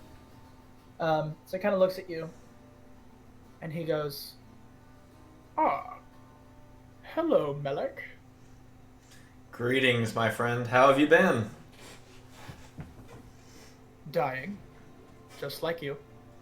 Well, that's just a backwards way of looking at life. If you're not... I mean, everybody's dying, but we're all living just the same. We work and supply our light for the greatest light of them all, the everlasting light. Have you brought me new recruits? Possibly, but that's something we have to get into much later, if you don't mind. For now, I've come with a request. I say, well, I'm in. Request? You know, I don't give out favors very easily. I know, but I assumed since we had such a sterling history together and you know my value, and bringing these possible new recruits to you, that maybe you would grant me a little bit of a boon. You were the fastest recruit to reach your rank. Maybe if you complete something for me after I do yours, maybe we'll be even there. But I haven't even made the request yet. How do you know that we'll be even at all? I don't have to. I trust you. Indeed. What kind of a request are we talking about? Let's hear yours first. Oh, mine's nothing. A mere trifle for somebody like you. I just need some starting supplies so we can go recover our own. Just, minor things. Quarterstaff, swords, some very light armor. Basic stuff. I could tell by the way that the floor was creaking that you weren't wearing your usual apparel. Yeah. Wait, how could you tell that based on the creaking of the floor? I don't think anybody has ever come in this room and not almost fallen through it. And he kind of like waves his hand in this like just he knows he's impressive and it's kind of like what's he gonna do? And so he looks at you and reaches up at the ceiling and kind of grabs this bow staff that just kind of pulls down from the wall. And he hands you this bow staff. It's quite literally just a bow staff. But it has a +1 to hit. Okay. And a +1 to damage. And says, bring it back. And when you bring it back, I'll tell you what your mission is. You can find supplies in the storage room. Take only what you need. Thanks, Illuminate. I turn your and walk armband. away. I like yours. Take it off until you've been given rank. I smack Roland in the back of the head and I pull him and stop talking, stop talking. I don't like his husband. Alright, so we leave, I guess. And the creaking is just as awkward as you walk away. Alright, so I think that's the halfway point. I gotta pee. Just give me a hot second. And we'll be right back in 5. Okay. Alright, so you guys make your way down the spiral staircase and you hop yourselves back into the main room. And then you head off to the right side. And on the right side, you kind of see, you're gonna go down a few hallways. Melek, knowing where the storage closet is gonna be at the farthest hallway. So you kind of walk down. It's really not a large building, but it's kind of like a weird system of like room, hall, I'm just gonna make your way over to this storage room, and in the storage room you find an explorer's pack for each of you. You find a bow staff, like normal bow staff, and then you find like a few daggers, but nothing that's like significant. So I'd say each of you, if you wanted to take an explorer's pack, a dagger for each of you, and a bow staff for each of you, if you want. Are there fresh clothes? Fresh clothes? Yeah, there's let's just a say non-sewage smelling shirt. you could put on one of the gray robes, and then Roland kind of maybe goes to put the armband back on, and then Melik's like gives you a look, and Roland's like, oh yeah, and takes off the armband. And, Yeah. And I put one on as well, and I make sure he doesn't. All right. I give him a look like, you are indeed a member of the group. So. And there you go. So now you have question. some things. What's up? Sorry. Bow staff does not pop up in the list of inventory things. Quarterstaff the same? That's the exact same thing. Okay, perfect. Thank you. Yeah. I need to add that to my inventory. So you'll have all those things if you want to use those things. And an explorer pack and a dagger, and that's what we can get? Yes. Okay. So you are basically like a monkish look right now. Yeah, like the Solid. rogue situation is more monk based in this group, it seems. Hold on. Question. I have 2 daggers. So I can add them both to my inventory. Yeah, you'd have 2 daggers. Okay, and then a quarterstaff. Okay. But like that's really it. That's what you got. Okay. And we're all in robes. Do we need to change anything in our armor class or anything? Your AC right now should be just 10 plus your dexterity is what it should be. And not on paper, but just like in general. Going like unless you're of course Melik. Welcome to being a sorcerer. Unless you're Melik, who's just like casually really powerful. Right. I don't know. Being a ranger, do you have is wisdom add up into your AC? My wisdom is 18 plus 4. I don't know what. Well, no, hold on. Like it's like a ranger AC. Like, I'm just wondering if it's. Level 1 ranger. I think it's 10 plus Constitution? dex. 10. No, hold on. It's 10 plus dex. Yeah, we'll just go with 10 plus dex. I don't think it's gonna matter right now. I'm sorry if I'm wrong. If people in the stream chat are mad, I'm the DM and I say what happens. So it's 10 plus your dex. It's no big deal. I was just curious if I needed to change anything. Alright, so what do you guys want to do? Alright, It's nighttime. we're all armored up. Do we want to sleep it off until the morning, or? Yes. Okay. I concur.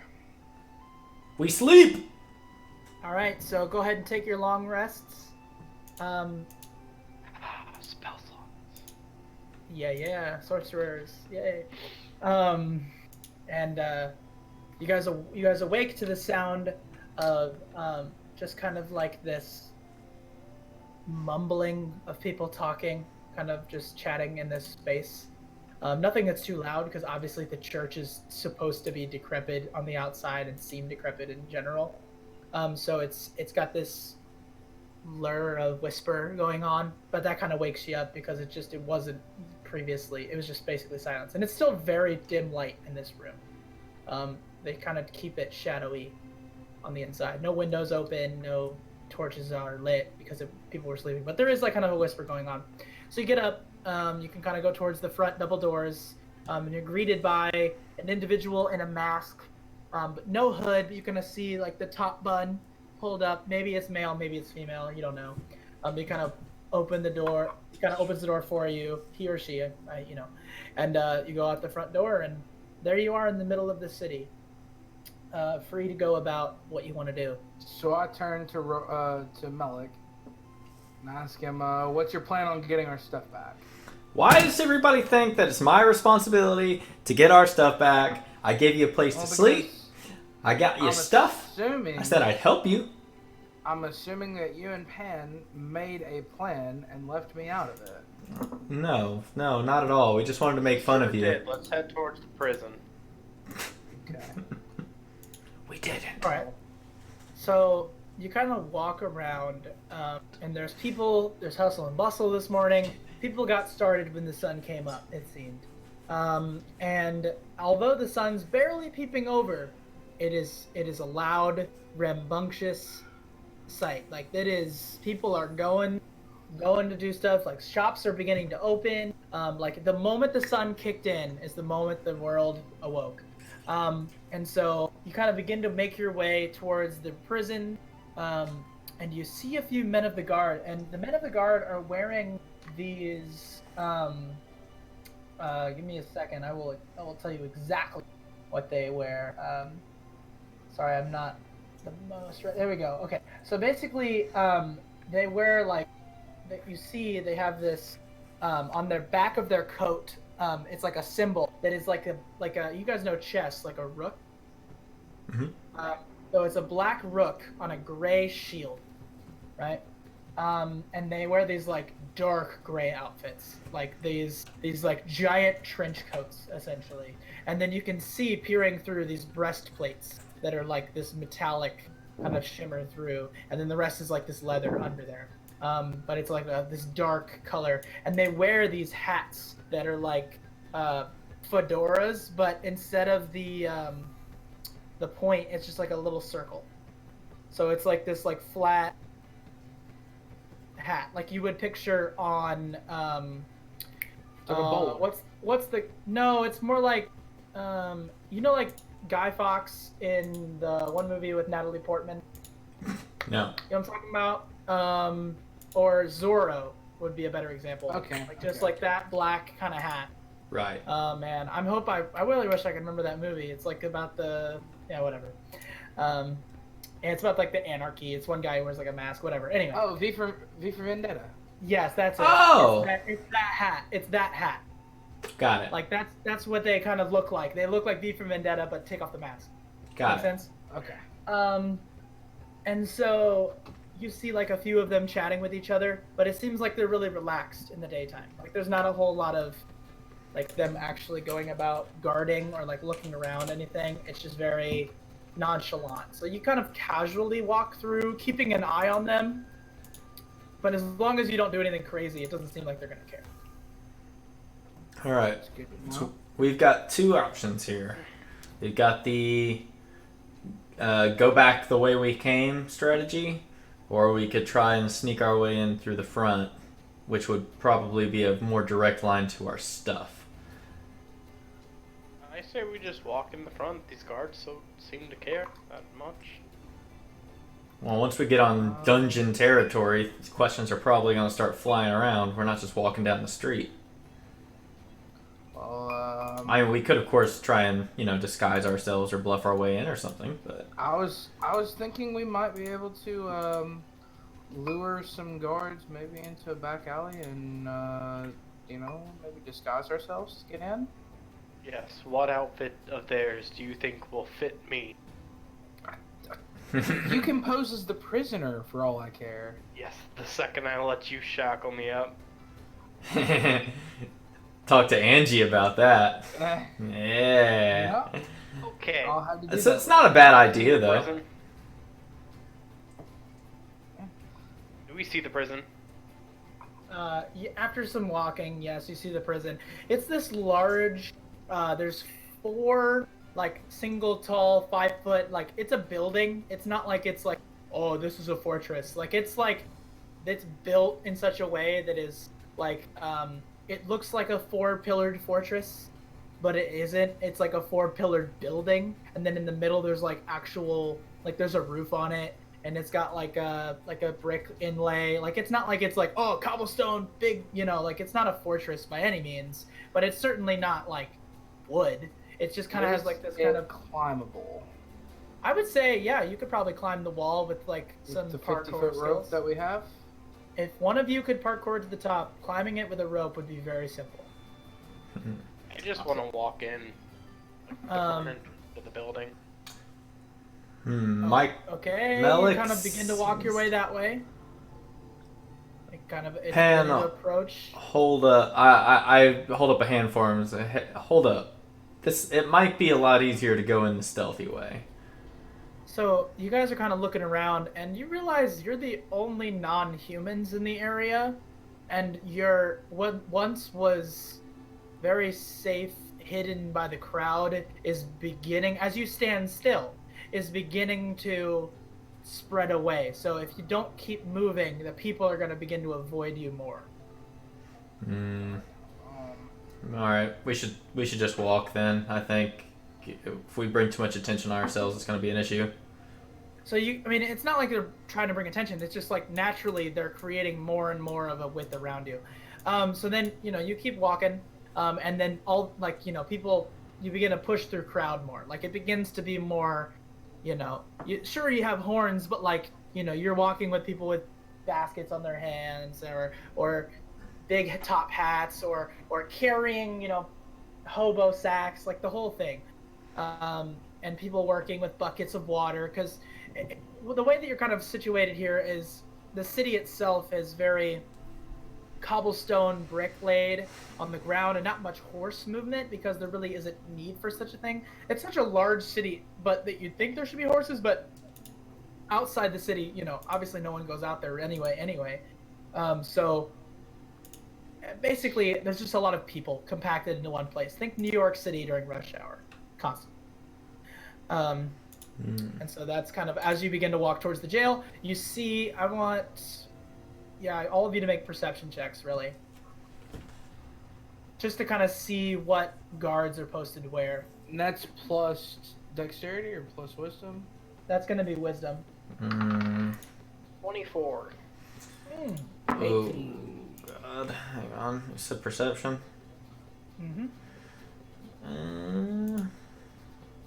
Oh, not 1 plus 3, 4.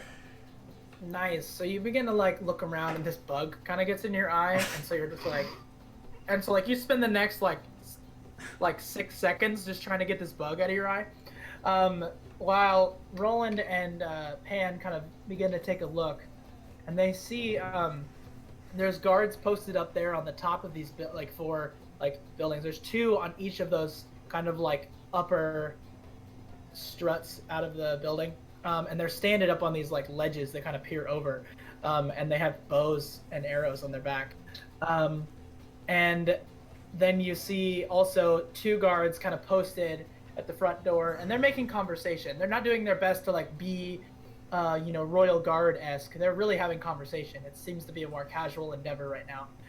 And then so you have 2 on each of the 4 corners, the 2 in the front, and then Pan kind of as you guys are pointing them out really lightly and while you're walking, Pan goes, "Oh guys, look," and he begins to point, and you see some guards that are kind of sitting in the alleys as well across from the prison that are making themselves more scarce to kind of think that it's a little bit less guarded, but it really is, and Pan noticed that.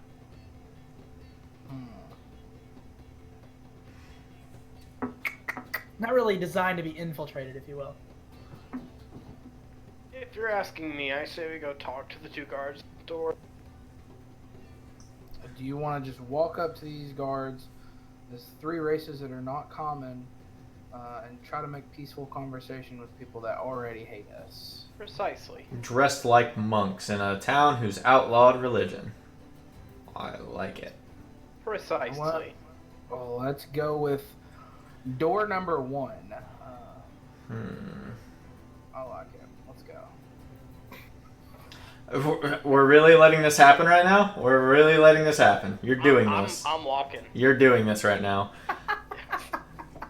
I'm not laughing because I'm feeling like you're doing bad things. I'm just laughing because it's funny to watch you guys banter. All right, so you guys walk as a collective. You can see what? I want to jog up and ask the guard how his day is going.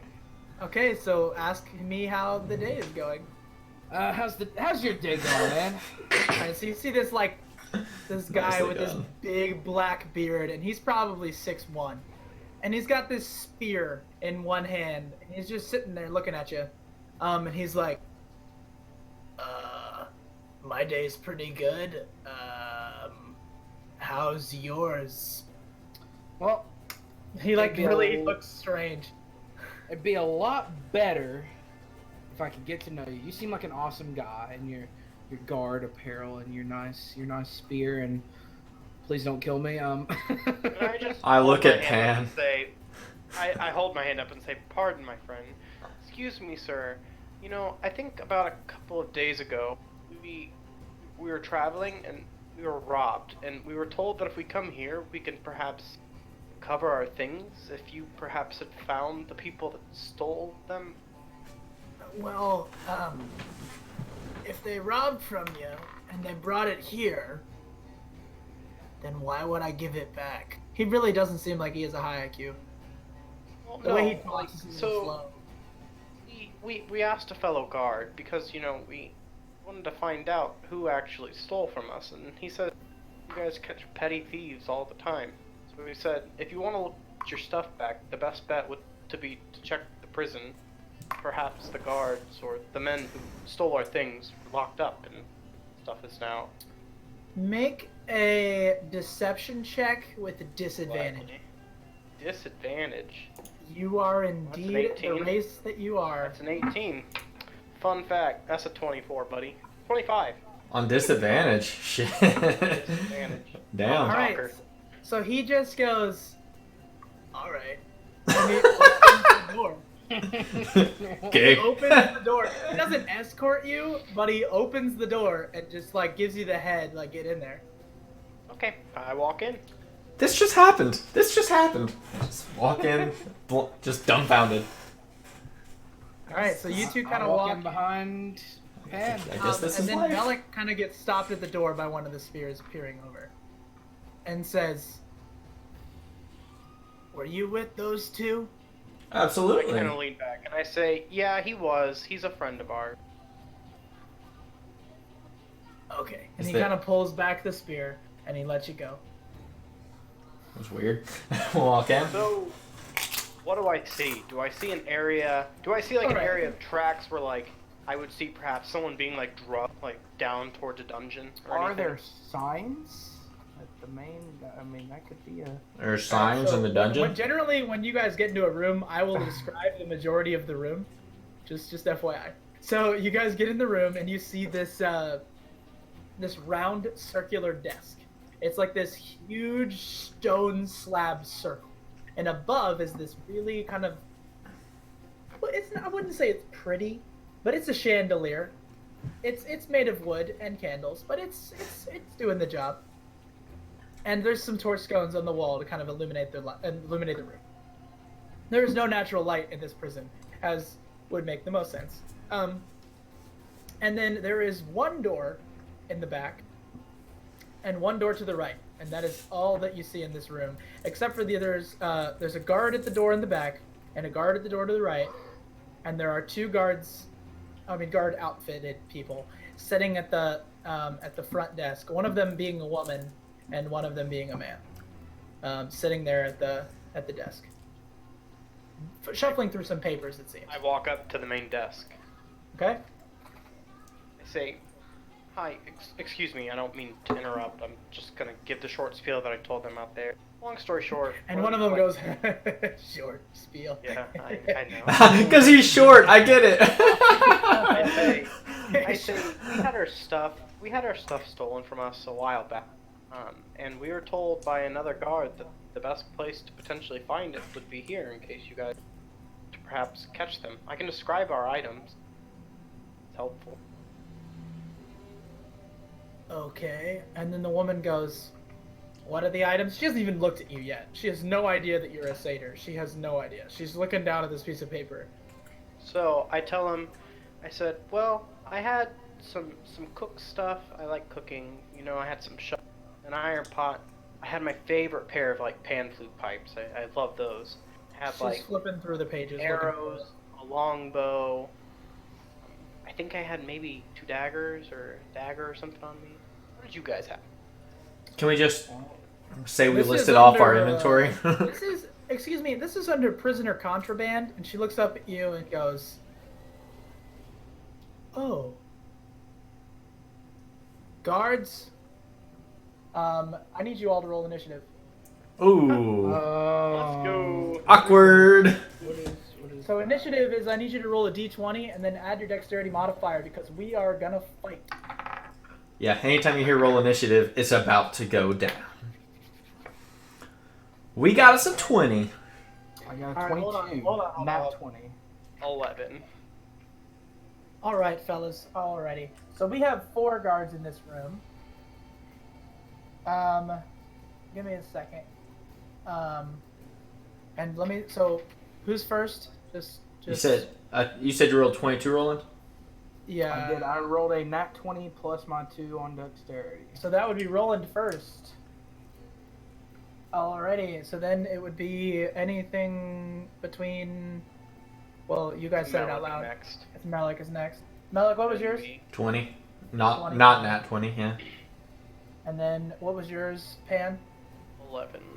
Oh yeah, you're after some people. Let's go. All right. So basically, in this room, you see the 2 guards at the far end of the room. So I would say the room itself is probably 35 feet by 35 feet. If that helps you kind of gauge where people are, they're by the door. And I would say the first thing that would happen, Roland, you have the first move. So you have a guard by the right door, a guard at the straight door, and then 2 people who are sitting down who just grabbed their spears. And I have a quarterstaff, 2 daggers, And and the yourself. robe. Huh. Can I try and throw the rusty dagger at one of the guards that are sitting down? Yeah. What would that consist of? You need to roll to hit, so roll a d20. And then add your dexterity modifier. 17 plus 2, that's 19. So that hits. And then I want you to roll damage, which is whatever the damage die says. So on a dagger, it is 1d4. Yep. So let me pull this back up. Mm-hmm. I got a 4. Alright. Nice. I'll show that there. So at least I think that that's a 4. No, that's a 4. Okay. Right on. Okay, so next is Melik. So you just watch as, Roland take this rusty dagger and just, out of instinct, just goes, and just chucks it straight in the chest of this woman who's just sitting there and she Wait, begins no, to, the guard that was sitting down. Is she a woman? She's a guard, yeah. Oh no! And he just out of instinct just chuck it at her chest, and she's just sitting there with this spear in her hand and this dagger in her chest. Hey, that's feminism, man. Don't get all weird about it, alright? Women can do any job man can do. Yeah, but I didn't want to kill a woman. He's all about the hunt, but not. I'm all about the hunt. He's on- Alright. So next is Melik, bud. So I take out my quarterstaff and I take the other guard sitting down. All right. And I take a big fat swingity swing at him. All right. Swingity swing at him. Ooh, yes. That's a 23. Yeah, that hits. Oh, Yeah. man. Poor child. Let's see. D6 or D8? So that yeah, just you got depends on how you're using it, but in this instance, you're swinging it, so roll the D. the D8, you said? Yeah. Okay. 2. That's yep. All right. And then do I get another unarmed attack? Is that true? Yeah, you're a monk. I think you do have a bonus on. Yes, so I will also do that. Fury. Oh, yes, that's a nat 1. Oh. Oh, That's an auto fail. So basically, you see as Melik just takes this bow staff and goes wham, and then and just like slams it into this guy's head. He's like, "Tsk," and he kind of pulls over, and out of instinct, he kind of flies his arms and instinctively blocks this incoming next punch. And he just kind of throws this wild haymaker that just gets blocked by this hand, doing no damage. All right, so next is the woman guard. So she stands up and just looks at Roland, and uses half her movement, just climbing over this desk. Oh my god. And just Oh god. What does that mean? What? No, just the image that you just created is disgusting and terrifying. She's It's gruesome. Sticking out of her chest. Fuck! everywhere. So she climbs over this desk, whatever. She takes her spear, she lunges it at Roland. She's got a dagger in her chest, like, fuck!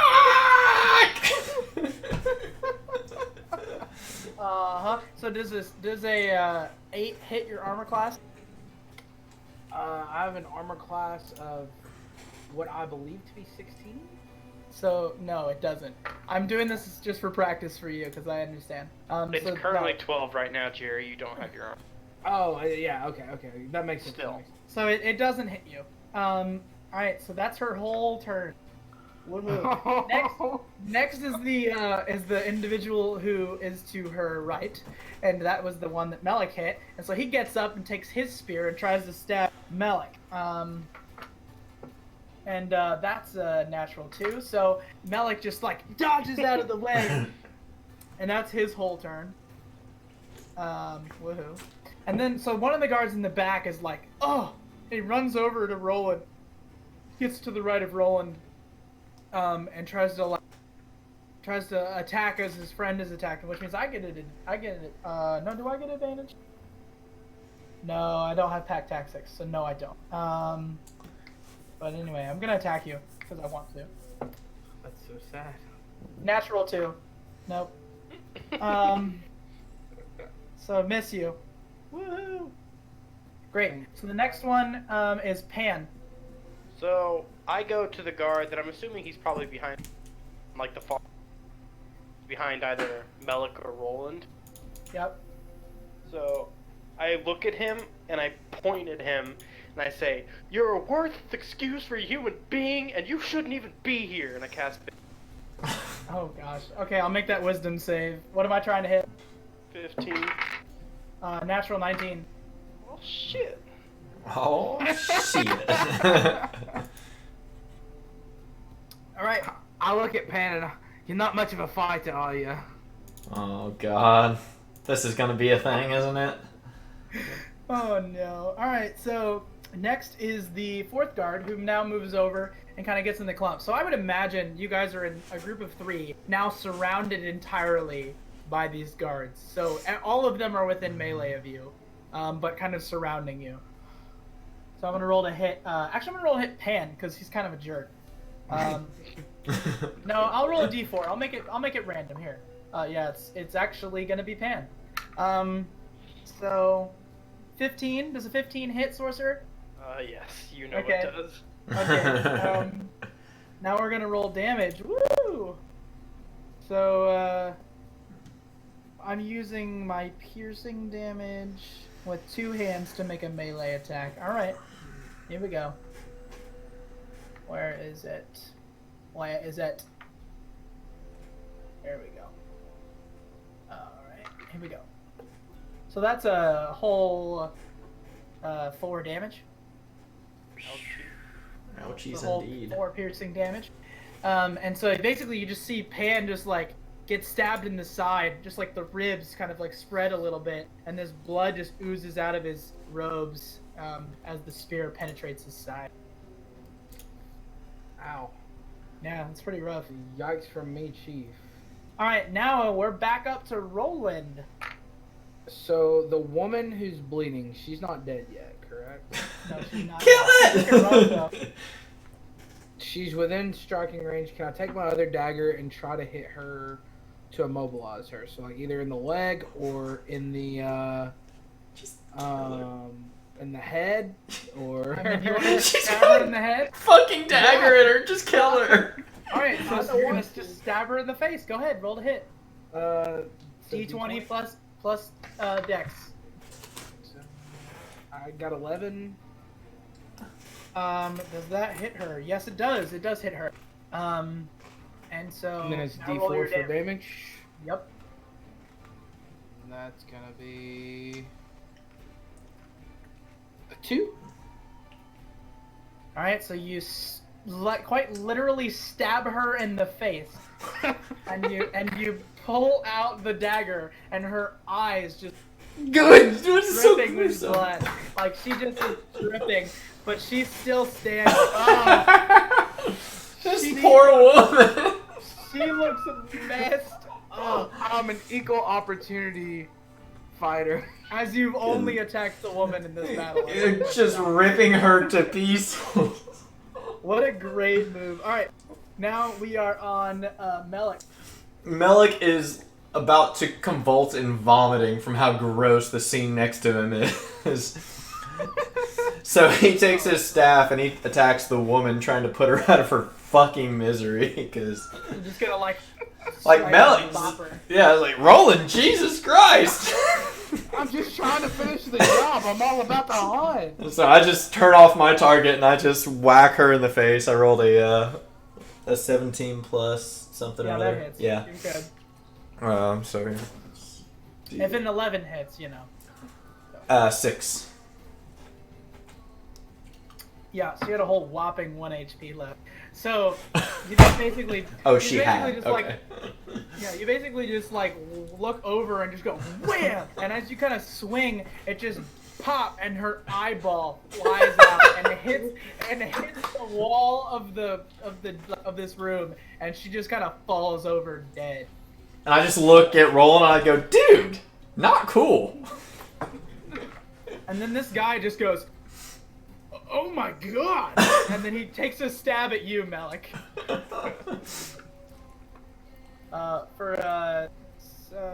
That's gonna be a 17 to hit. Damn, yeah. Okay. With a that's gonna be a 7 damage. You say 7 damage? I said 7 damage. No, Fuck. plus 1, 8 damage. 8 damage. Jesus Christ, you almost one-shot me. So he kind of stabs you, Fuck. and he scrapes your neck, and just gotta go, and you just see this bunch of blood, and so you put your hand up instinctively as you begin to like start to bleed pretty profusely, but you're still. Jesus So, Christ. alright. So that's gonna be it's gonna be the third guard who's gonna attack Pan. That's a natural 16, so I'm gonna roll damage. I mean, that's gonna be a whole 6 damage on Pan. Knocked out. Are you really? I had 6 HP left. No.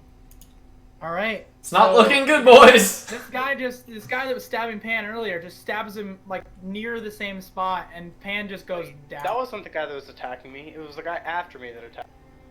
Oh, you're right. So this other guy turns and attacks you, Shucks. and then you kind of Wouldn't go stab down. the guy right in front of him. I mean, the other guy just like stabbed a woman in the eye, so I don't really know how he's feeling right now. So Pan's down, which is real rough. That's not good. So just an FYI, if a party member goes down, you help them as much as you can. And there are different ways to do that. Basically, you can just try to stop their bleeding. You can there's different ways you can do that. If you had some sort of healing ability, that's something useful. But the best way you guys could probably do it would just be I'll just have you make a medicine check. It's pretty easy to make, and then you'll stop their bleeding if you had a turn right now. But you don't. It's actually not your turn. So yeah, that would have been Pan's turn, but it's not. So it's the fourth guy's turn, who was attacking Pan, but sees him on the ground, so he turns and attacks Roland, Oh, great. and actually misses. I'm one lucky son of a bitch. So he like looks down, and as he's looking up, he goes and takes a stab, and then realizes that he was nowhere near you, and then resumes with you. Roland. So if I take a medicine check, does that count as my action? That is your whole action. So that would be my whole turn. Yeah, I mean, you of course have a bonus action and reaction if you have any of those, but your whole action, would be, yeah, you probably don't. Your whole action is just to help Pan. Let's see. It's pretty easy to kill people, so I would probably help him. Okay. I'm gonna do the medicine throw. I have +4 in wisdom. All right, so you being a ranger, you just kind of know instinctively what's going to do the best job, and so you take that armband, that orange armband that I love so much. that Angie gave you, and you just instinctively wrap it around Pan's wound and tie it as fast as you can, and stop the bleeding. So Pan, you're not going to make a death save on your next turn. You are stabilized, but still at 0 HP. All right. So next is going to be Melik's turn. Okay. Not. The only person who has any kind of healing in our party is Dead. Yes. Pan. Or Correct? yeah, stabilized anyway. That's really unfortunate. Yes, it is. Yeah. Well, I guess we're gonna have to. How many guards do we have left? One or two? 2.5. 3 total. 2.5. 2.5. Yeah, this ain't looking good, boys. Trying it. What's in your inventory, Steve? That's what I'm trying to figure out, if there's any way out of this. There ain't shit, because we got an explorer's kit, which I don't know exactly what's in it, but I think I have like rope and rations. That's about it. Yeah, we're not gonna have a choice but to fight here. Fight or run, but we've got somebody that's stabilized on the ground, so we can't really run. So, quarterstaff to the guy that I hit the first time. All right, roll to hit. Oh lordy, please. Hang on. I keep forgetting what my modifier is. Oh, 5. 18. Yeah, you hit him. All right. 6. 6 damage. Go. Plus what? You have a +1, bud. Oh, I forgot it's a +1. It's a plus. Did you add your strength? To the check, yeah. But I was 6 No. is the damage. You add your strength to the damage. Do you really? Oh, I fucked up that other damage, but that's okay. All right, so I use my strength modifier, and then the +1 to the damage, so it's 9 damage then. Oh, that's, yeah. So basically, you just take your bow staff, and you see this guy, and then he was off looking at Roland after he was stabbing him. So you just take your bow staff and just go boom, and you stab this thing straight up the middle part of his, and just go into his skull. And as you take it, his body goes very limp really quickly. And then you pull this bow staff out, and it's like as if you had a sword, and it's just dripping with blood, and his body falls straight down on top of his former compadre. Okay. Good job, Melik, with the head thing. Focus before we die. So I'm going to pull out my quarters. It is my turn, correct? No, It it's is not. your turn. Oh, it is No. not my turn. Okay. So it's then the I'm gonna third wait. guard who looks down at Pan, and I'm so sorry, buddy, but you know what I gotta do. And I'm going to attack with advantage because he's prone. Natural 2 and then a 10, which does beat your AC. So I'm going to attack for how much damage? You lucky turd. That's 2 damage, which means you have failed a death save, but you are still alive. Woo! Alright, so Pam, I'm gonna need you to make a death save. What do I have to roll again for the death save? I That's know the it's a D- D20, beat a 10. Beat a 10. I did. Alright, so that's 1 to 1. Alright, the fourth guard attacks Roland. Missing. Alright. Roland, your turn, bud. Alright. I would like to move and place myself between Pan and the guard that was attacking him at that point. question, just because I know he may or may not know this. Do we have to restabilize him so he stops making death saves because you attacked him? You would have to do that, yes. Okay. Got it. Shit. Well, you're at full health, right? I'm at full health. Okay. I You turn to want Roland me and to do- I turn to Roland and I say, "I'll take care of Pan. You cover me." Okay. No. Well, it's turn then turn. So technically that's metagaming, but no, it's Oh, is it? fine. No, it's not because you guys are. It's Roland and Melik. So I would say you know instinctively that you're going to be able to make. So Okay. that's fine. Roland, go ahead and take an action.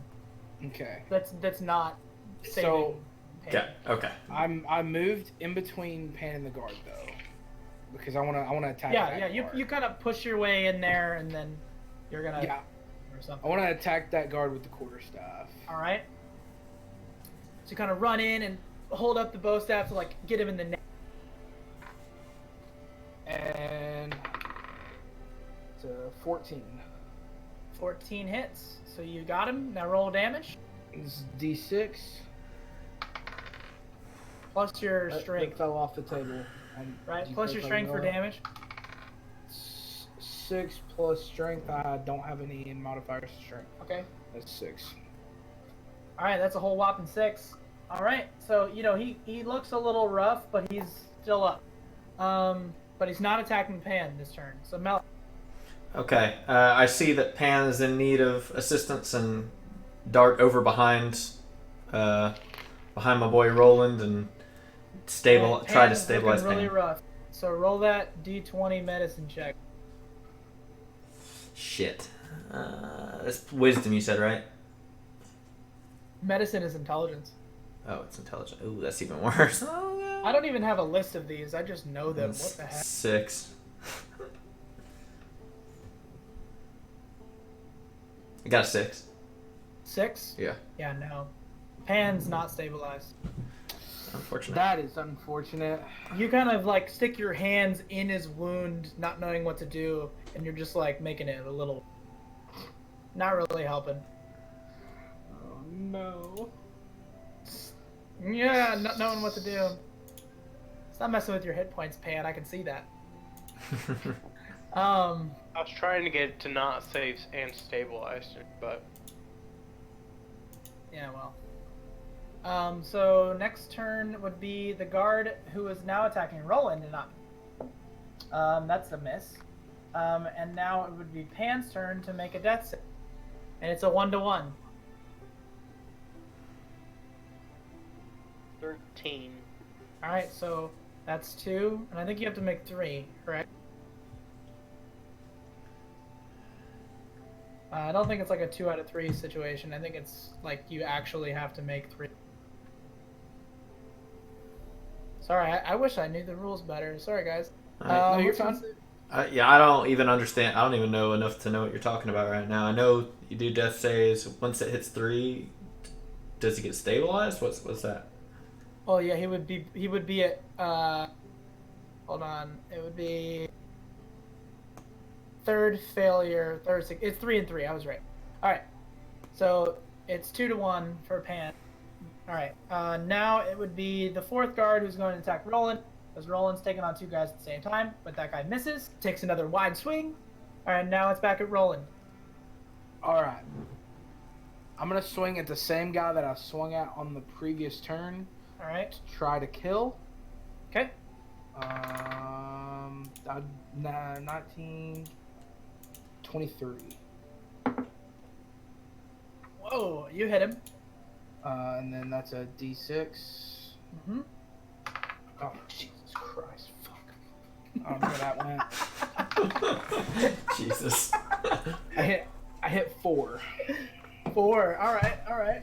So man, you take this bow staff and just wham, slap him in the jaw, breaking it, and he's just like, but he is still alive, still up. Oh God. But his jaw is like, it's he looks he's in a bad. He's in a bad. he looks really bad, like real bad. All right, next is gonna be Melik. Alright, I'm gonna try and stabilize him again. seeing that I have Okay. failed. Yeah, it's better. 18. All right, so you are stabilized and no more death saves. You're back at 0. All right, now it's gonna be the one attacking Roland, and he hits him. So he kind of like has his jaw and he's like, and he kind of goes to stab you, really awkwardly. He looks horrible, but he does hit you. So now it's gonna be for the damage. That's gonna be 5 damage. It's the funniest damage I've ever seen. And it gets you right in the let's say the shoulder blade, not shoulder blade, like this Hey, part of your before shoulder. we go right? any further, are you guys having the same issue that I'm having? Little beep boopy. Or the It's camera. not that he's beep booping voicey, but like it's a little lagged. Are you talking about the camera? Mm-hmm. Yeah. On you and him. Me too? Mm-hmm. I don't have it on. I don't have it on Steve. I have it on him, but I don't. I'm not noticing anything on my end. That's okay. Just keep going with it. We Yeah, can't fix okay, it. We're still going here. All right. As long as you can hear me. Yeah, Yeah. perfectly. Perfect. So then you guys kind of. All right. So that stabs Pan, and we already talked about 5 damage, right? Yeah, Yes. it's Roland, Me, not me. 5 damage. That was Roland took 5 damage. I have more health than that, I believe, but I'm not sure. Well, I'm sure you do. Do you have your health bar pulled up on your main I have screen? more than 10, don't I? Because I have a Constitution of 14. You have a big fat Hold hit on. bar at the top of your stats page. You don't add your Do you add your Constitution to your first level? Yes, you do. I believe so. All right. Hmm. Well, it's all right. Mm-hmm. On my character sheet, it says 10 plus Constitution. Yeah. So it would be 14, but it's not. It's fine. I understand. So I'd just be. Oh, okay. I'd be at 7 health. Yes. Okay. Cool. So then next is going to be Pan, who is not having to do anything. Aren't I after Roland, if I'm not mistaken? Oh, That was the guard that just attacked swung. Roland. Oh, it's my that's turn right. That's to right. Attack. My turn to attack Roland once more, and that hits. For 6 damage. Oh lord. Yikes! That's a stab right there. I'm at 1 HP. Unfortunate. Oh, this is quite the fight right now. You guys, it's literally just 2 guys stabbing Roland, and then Melik just like on the ground looking over Pan, going, "Just be okay." I could use a little help. I just looked up. I got him. He's fine. Oh. Yeah, dude, you guys do not look good. But you do have It's a not a guard good look. that is on the on death's door, and one guard who is pretty comfy. So. Alright. It's Roland's Is turn. it- Yes. It's my turn. Yes. There's no sort of. Well, I'm just gonna have to kill the guard, take us down to 1 guard. I'm gonna swing with my. Is there a way to hit both of them with 1 hit? No, unfortunately, no. Okay. That's a 12 plus 4, 16. 16. Does Yeah, that that hit? hits him. That hits him. Oh yeah. Okay. Roll damage. Just kidding. If you roll anything above a 1, you kill. So you just like take your bow staff and right in the jaw, just wham, and he just kind of, and his head just kind of pops. He goes straight down, very limp, and the last guard looks up at you and goes, and drops his spear. Just you hear the clank, clank, clank, clank, clank, and he goes like this. Oh my god, nope, and he holds his hands up. So, I That's tell where him to we're take at. us to our things. and you just see this like liquid drip, drip, drip, and then he just pees himself. Are we out of initiative now? Oh, can I do shit? Yeah, you're good. Okay. I walk up to him and I put my bow staff up to his throat and he said, he didn't ask twice, where is our shit? I'm going to tend to Pan, if that's Am I okay. coming to? Yeah, you would come to, yes. Okay, well You then have 1 I HP. look at my side and I go, oh god, and I just put my hand on it and cast. Yeah, go ahead and just, do your thing. So he looks at you, Melik, and says,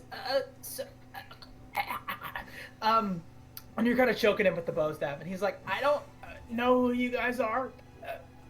If we keep all our belongings in this room, if you just let me lead you.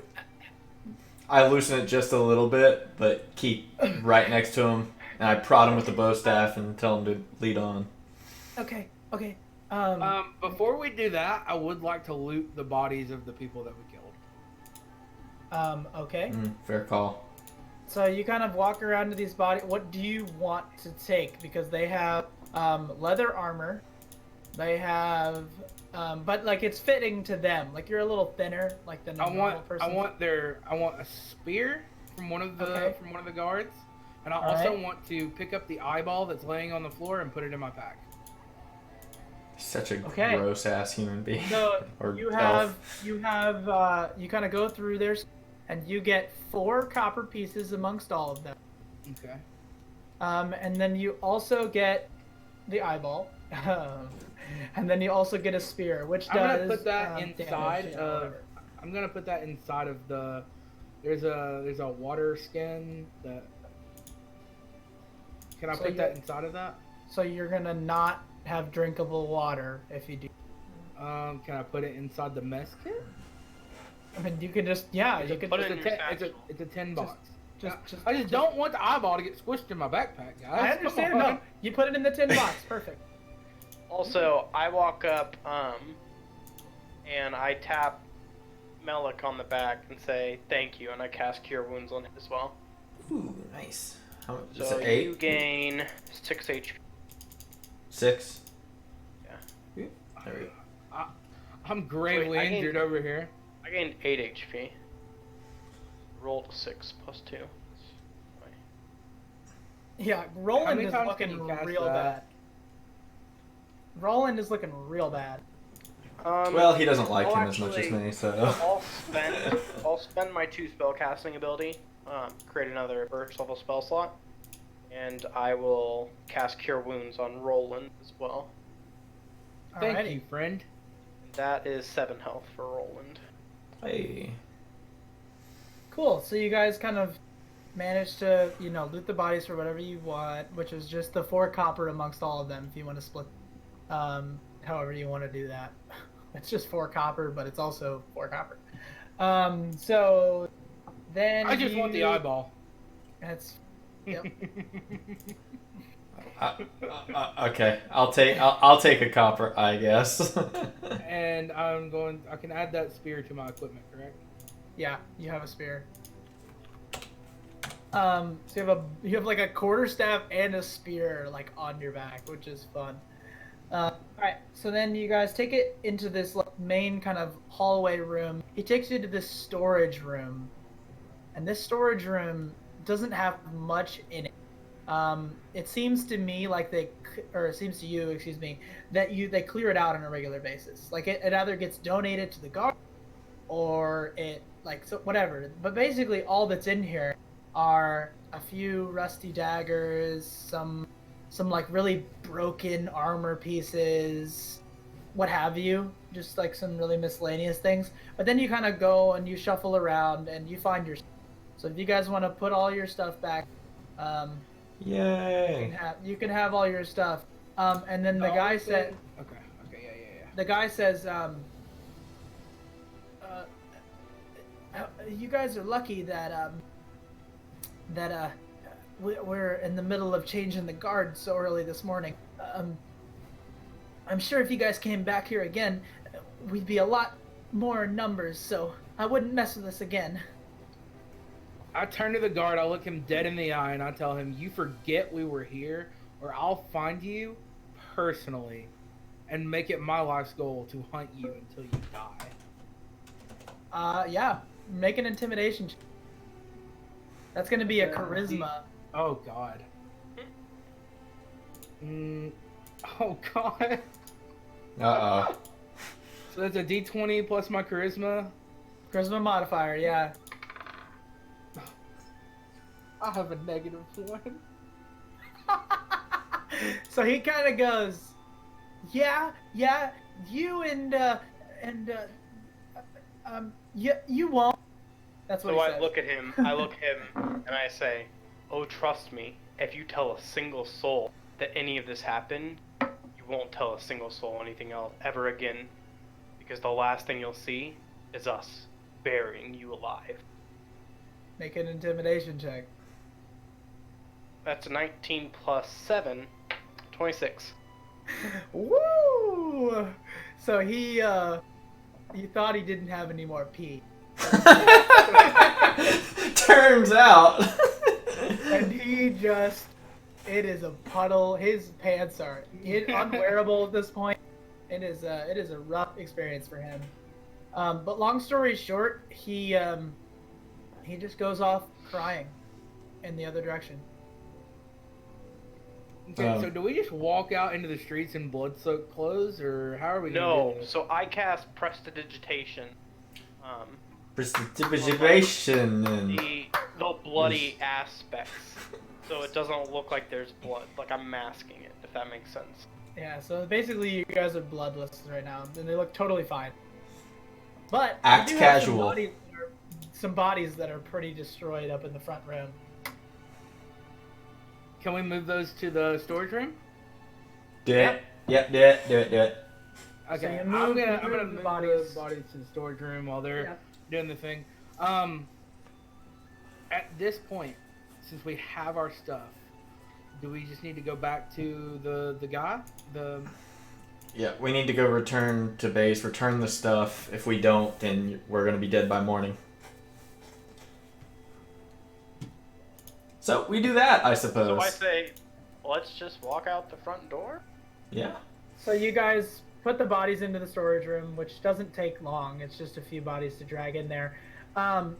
You do see like the blood stains drag against the floor, which I'm assuming you take the time to clean up. And it kind of Sure. just Meh. gets cleaned up. It's it's not spotless, but it definitely looks fine.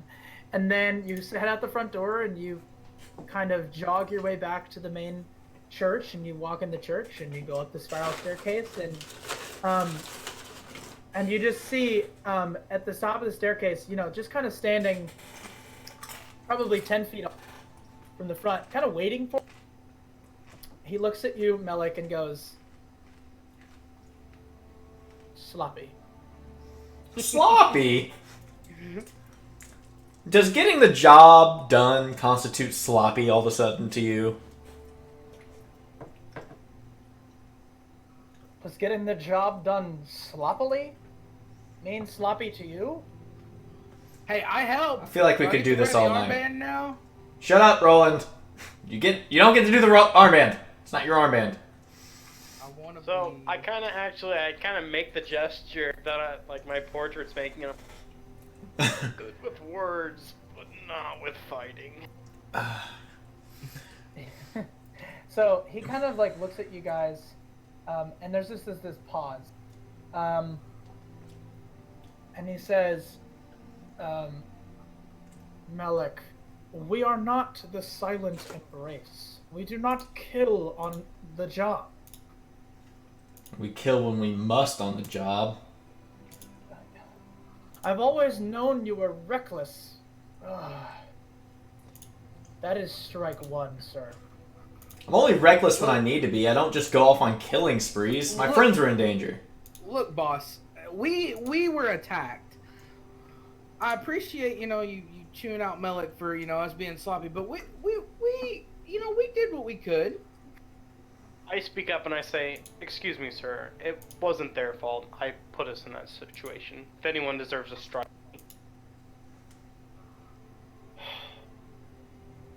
However, I was thinking about offering you a position if this was successful. But you have to do a favor for me before I give you any reward for your sloppy work. Name your price, boss. I'm here for the hunt. Tell me about the job before we agree to something stupid, Roland.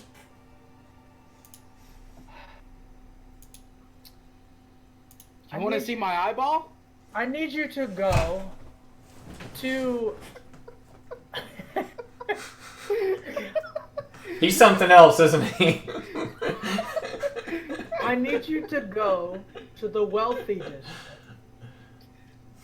And I need you to bring me a diamond. This seems pretty standard. Yeah, it's normal It stuff. needs to be worth 50 gold pieces. That's Wait. not so easy. Wait. So you don't want a specific diamond, you want any diamond. So this is a test. Is that what I'm to believe? It needs to be worth 50 gold pieces. Any diamond worth 50 gold pieces? Or do The you diamond? have specifically something in mind? Diamonds, It's not that you hard. diamonds are worth anything from 5 gold pieces to 500 gold pieces. I want one that's anything over 50. Why a Any sort of direction that you could point us towards that would, maybe lead us to a diamond that is not worth 5 gold pieces and more towards the 500. Go to any wealthy person, and I promise you they have diamond to go. Not just any wealthy person. 50 gold pieces is, even for a Seems wealthy very person, is specific. substantial. There's a number of people that would have that in the wealthy district, but we'd have to choose our target specifically, we shall say. I'm all For about those- the hunt. For those of you who are watching on the stream and are like 50 gold pieces, that's nothing.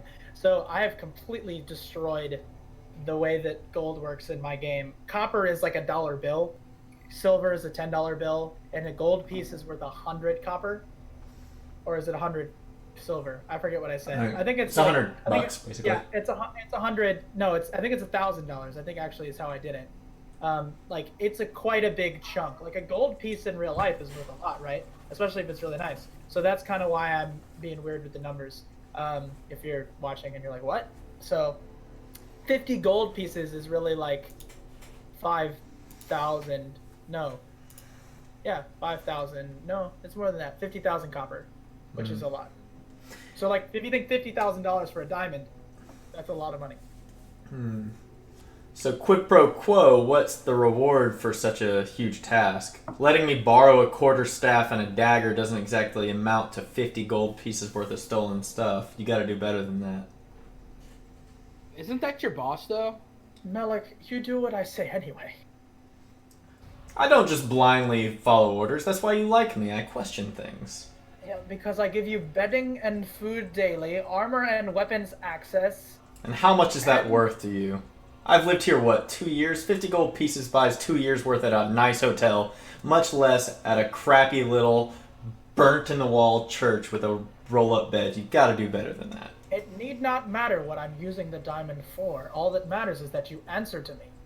And he kind of gets a little aggravated with his hands clenching and... I'm all for it. I'm down, Malik. I don't know why you're. He's asking a lot for us and offering nothing in return, and he knows that that's not how I operate. It was favor Listen. for favor, and you were sloppy. Favor for favor, you allowed me to take a stick! Which I need back. See, this is the working conditions here. This is what I live with every day. I want a guaranteed promotion and protection for both of my friends here, and a position in our Make a organization. persuasion check. A persuasion check. Oh, my battery's about to die. There we go. Guaranteed promotion and favor for your friends. Alright. Oh, hang on, where's my skills? That's a high DC. Yeah, it's not gonna happen. 6. He kind of looks at you, holds out his hand, and just kind of he gives you the look, and is looking So- back and forth between your bow staff and you. So I kind of like hold up my pan, say, now that I have these bad boys back, I can convince someone to do anything I will get that diamond. Nope. Well, good. I throw the extra bow staff, quarterstaff at him, and I say, "I'll get your stupid diamond." There has been rumors of a more experienced thief who you might want to seek recruiting help for. Before you do anything else, though, I'm in need also of some herbs. So visit Trixie if you can find her. She's always so elusive, but I'm sure if you ask around, you'll find Trixie's herbs in her shop. I'm gonna go ask Angie about this, okay, boys? So if you can find some herbs and bring those back, I might make it more worth your while when when you find the thief for this job, which you'll definitely need. I would say find the herbs first, and then go find the thief, and then get the diamond. And then after you get the diamond, bring it back to me. Understand? Understood. Yeah. Now let's go Roger. find Angie. I roll my eyes and we start walking away, I guess. All right, so you kind of go back down. The creaking happens only for a short second as he greeted you essentially at the front of his entrance there. And you go back down, kind of head down the stairs, and then you go through the kind of main chamber. People are still whispering, but there seems to be a lot more people out in the middle space, wrapping up bandages and being fed. Like it's kind of early morning. So they're being fed still, like kind of a soup kitchen-esque. And that's what's going on here. And so you step out the front door. There's still hustle and bustle. So what do you want to do? Well, I was hoping. Oh, you wanted to stop and talk to Angie, correct? Yeah, well, that and as well as I think that it would be best for the party if we rested for a moment and maybe gain some HP back. I dig. Plus, we haven't eaten, so we need to get our provisions up. We'll get Pan cooking in his thing. I'll be playing my ocarina and trying to seduce Angie.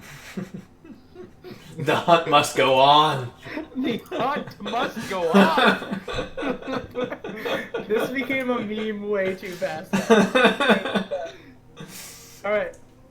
So on your way out, sorry you didn't step outside. On your way out, I'm retconning. I'm a DM. I can do that. You guys went to like just kind of the middle space. You kind of see Angie's not hard to find. She's a blue tiefling amongst a bunch of humans and elves, and nothing serious. In this place, yeah, there's a little bit harder to find maybe a human because they are mixed in with the elves or mixed in with some dwarves and maybe a Goliath or two. But basically, you just see the blue tiefling fairly obviously. So you walk up to Angie, you spot her. Hello, Roland. How's it going, girl?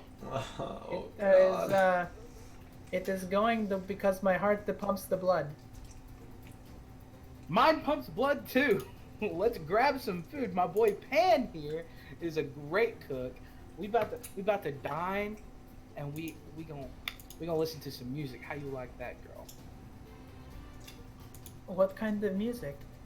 I play a woodwind instrument that is not very common in this land, known as an ocarina. Would you like to hear some ocarina music? Fun fact, I'm gonna pull up my pan and I'm gonna play it and cast Charm Person on Angie. Yeah. Okay. You son of a Okay. So what is the save I'm trying to make? Give me a second, I'm looking it up. I love every Wisdom second saving of it. throw. All right. So that's a natural. No, I have stats for her. Ho ho ho ho. That's gonna be an 11. So no, she fails it. Oh, she is charmed. So, I say, Can you turn that down? My goodness. Nope. So I say, Roland, you can finish with the food. I'll be right back. And I grab Angie and take her in like one of the. Okay, hold on. What did you? Whoa, Hold Pan! on. Do you know what charm person does? Yeah. I mean, you don't It just is get to, charmed like, against you. you don't just get to, like, walk away with her. Like, she's like a. Regard you as a person, friendly so- acquaintance. So I was just like, yeah, come on. And she's like, "Where are we going? All right, where are we going? And I was like, we're gonna go to one of those rooms. I have to tell you something. What do you have to tell me that can't be told me right here?" Say it's a secret for just you. Oh, I love secrets. Okay. So But I I take don't we go want up into to- I'm done. All right, so she goes back into the prayer room with you. What would you like to say? So I look at her and I say, Roland's trying to get with you. Under no circumstance should you let that happen. Why does he have the disease? Yes, he has What? them all. What? He has all. Hold on. Say, So Yes, all I of think them. you Gotta be make a deception check of it. yeah, I was about to say you need to make a deception check. He's get got advantage pass because she's it. charmed. Yes, I would say yes. This is unfair. I'm super good at deception. That's a +7 to a 15. 22! Man, I saw that he was a beautiful man. I always knew it was good to be true. I said, and believe me, he might look pretty on the outside. Not so pretty upstairs. He's a little dim, if you know what I mean. Well, to be such a down to earth satyr, this guy's an asshole. Angie, listen, I'm just trying to help you. This guy cares about one thing, and one thing only. The hunt, What- apparently. that sounds like it's he's kind of a rapey person. So I'm gonna stay away from him. Alright, good. Come on, Angie, let's go back. I'm gonna finish dinner. I'm just sitting there curled up in a ball. I mean, you don't know that he said that, so like. Yeah, but he walked off with my woman. Of course I'm gonna do So, that. I just kind of come walking out, and again, like, I'm holding here because I'm like 4'4", and I'm just like, nah, nah, nah, nah, nah, nah, and I just go back to cooking. All right, so you just kind of see Angie kind of sit down with y'all, but she kind of scoots over. She was like closer to Roland, but she kind of scoots over more towards Melik, away from Roland. That's fine. I'm gonna eat in my bunk. I'll talk to you guys later. All right, so basically you guys can take a short rest. If you want to roll your hit dice, you have one you can do. Pan, I think you already rolled it. It looks like, but did you roll it? What? No, that was... I cast Cure Wounds on everybody. Well, no, it says you have a hit dice, which means that you roll on a short rest. When you wait an hour, you roll whatever your hit dice is, and you gain that much HP back. Oh, I mean, I rolled my hit dice to 6, and I got 3. So then you gain 3 HP. Takes Where's me my- back to full. Where's my hit dice? So Wait. it'll tell you on your thing. It'll just say like HP or hit dice or something like that. Or I think you can just hit short rest if there's a button for it. There is a button for it, but you also get so if you hit it, it does not restore your HP or anything. It's just like I think it's just a picture of the dice you're supposed to roll, maybe? Well, no, I think it's probably just indicating that you've already taken it. yeah, it's like you can highlight it or not highlight it. So Well, I think Rangers are a D8. I think I don't remember, but I gotta look it up here, I guess, because I need to roll mine too. It's a D8. I got a 5, so I'm back up to 14. No, I'm back up to thir- no, I'm you're back- 1d10 by the way. But if you're max, just FYI, in the future you're a D10. Okay. Let's see. Man, Where is I it? should know this stuff. If you can find I'm monk so- before I do, I could use that. Oh, there it is. So you guys began to like kind of rest. And 1d8 is your kinda- hit dice, Steve. you begin to rest, Appreciate it. and you have this kind of camaraderie. You know, it seems to be a playful banter between kind of the group. Angie doesn't seem to talk to Roland in the conversation, but you know in your head you're supposed to go and find this thief and that kind of sticks in your mind that was something you're supposed to do. And also that you have to find someone named Trixie who has these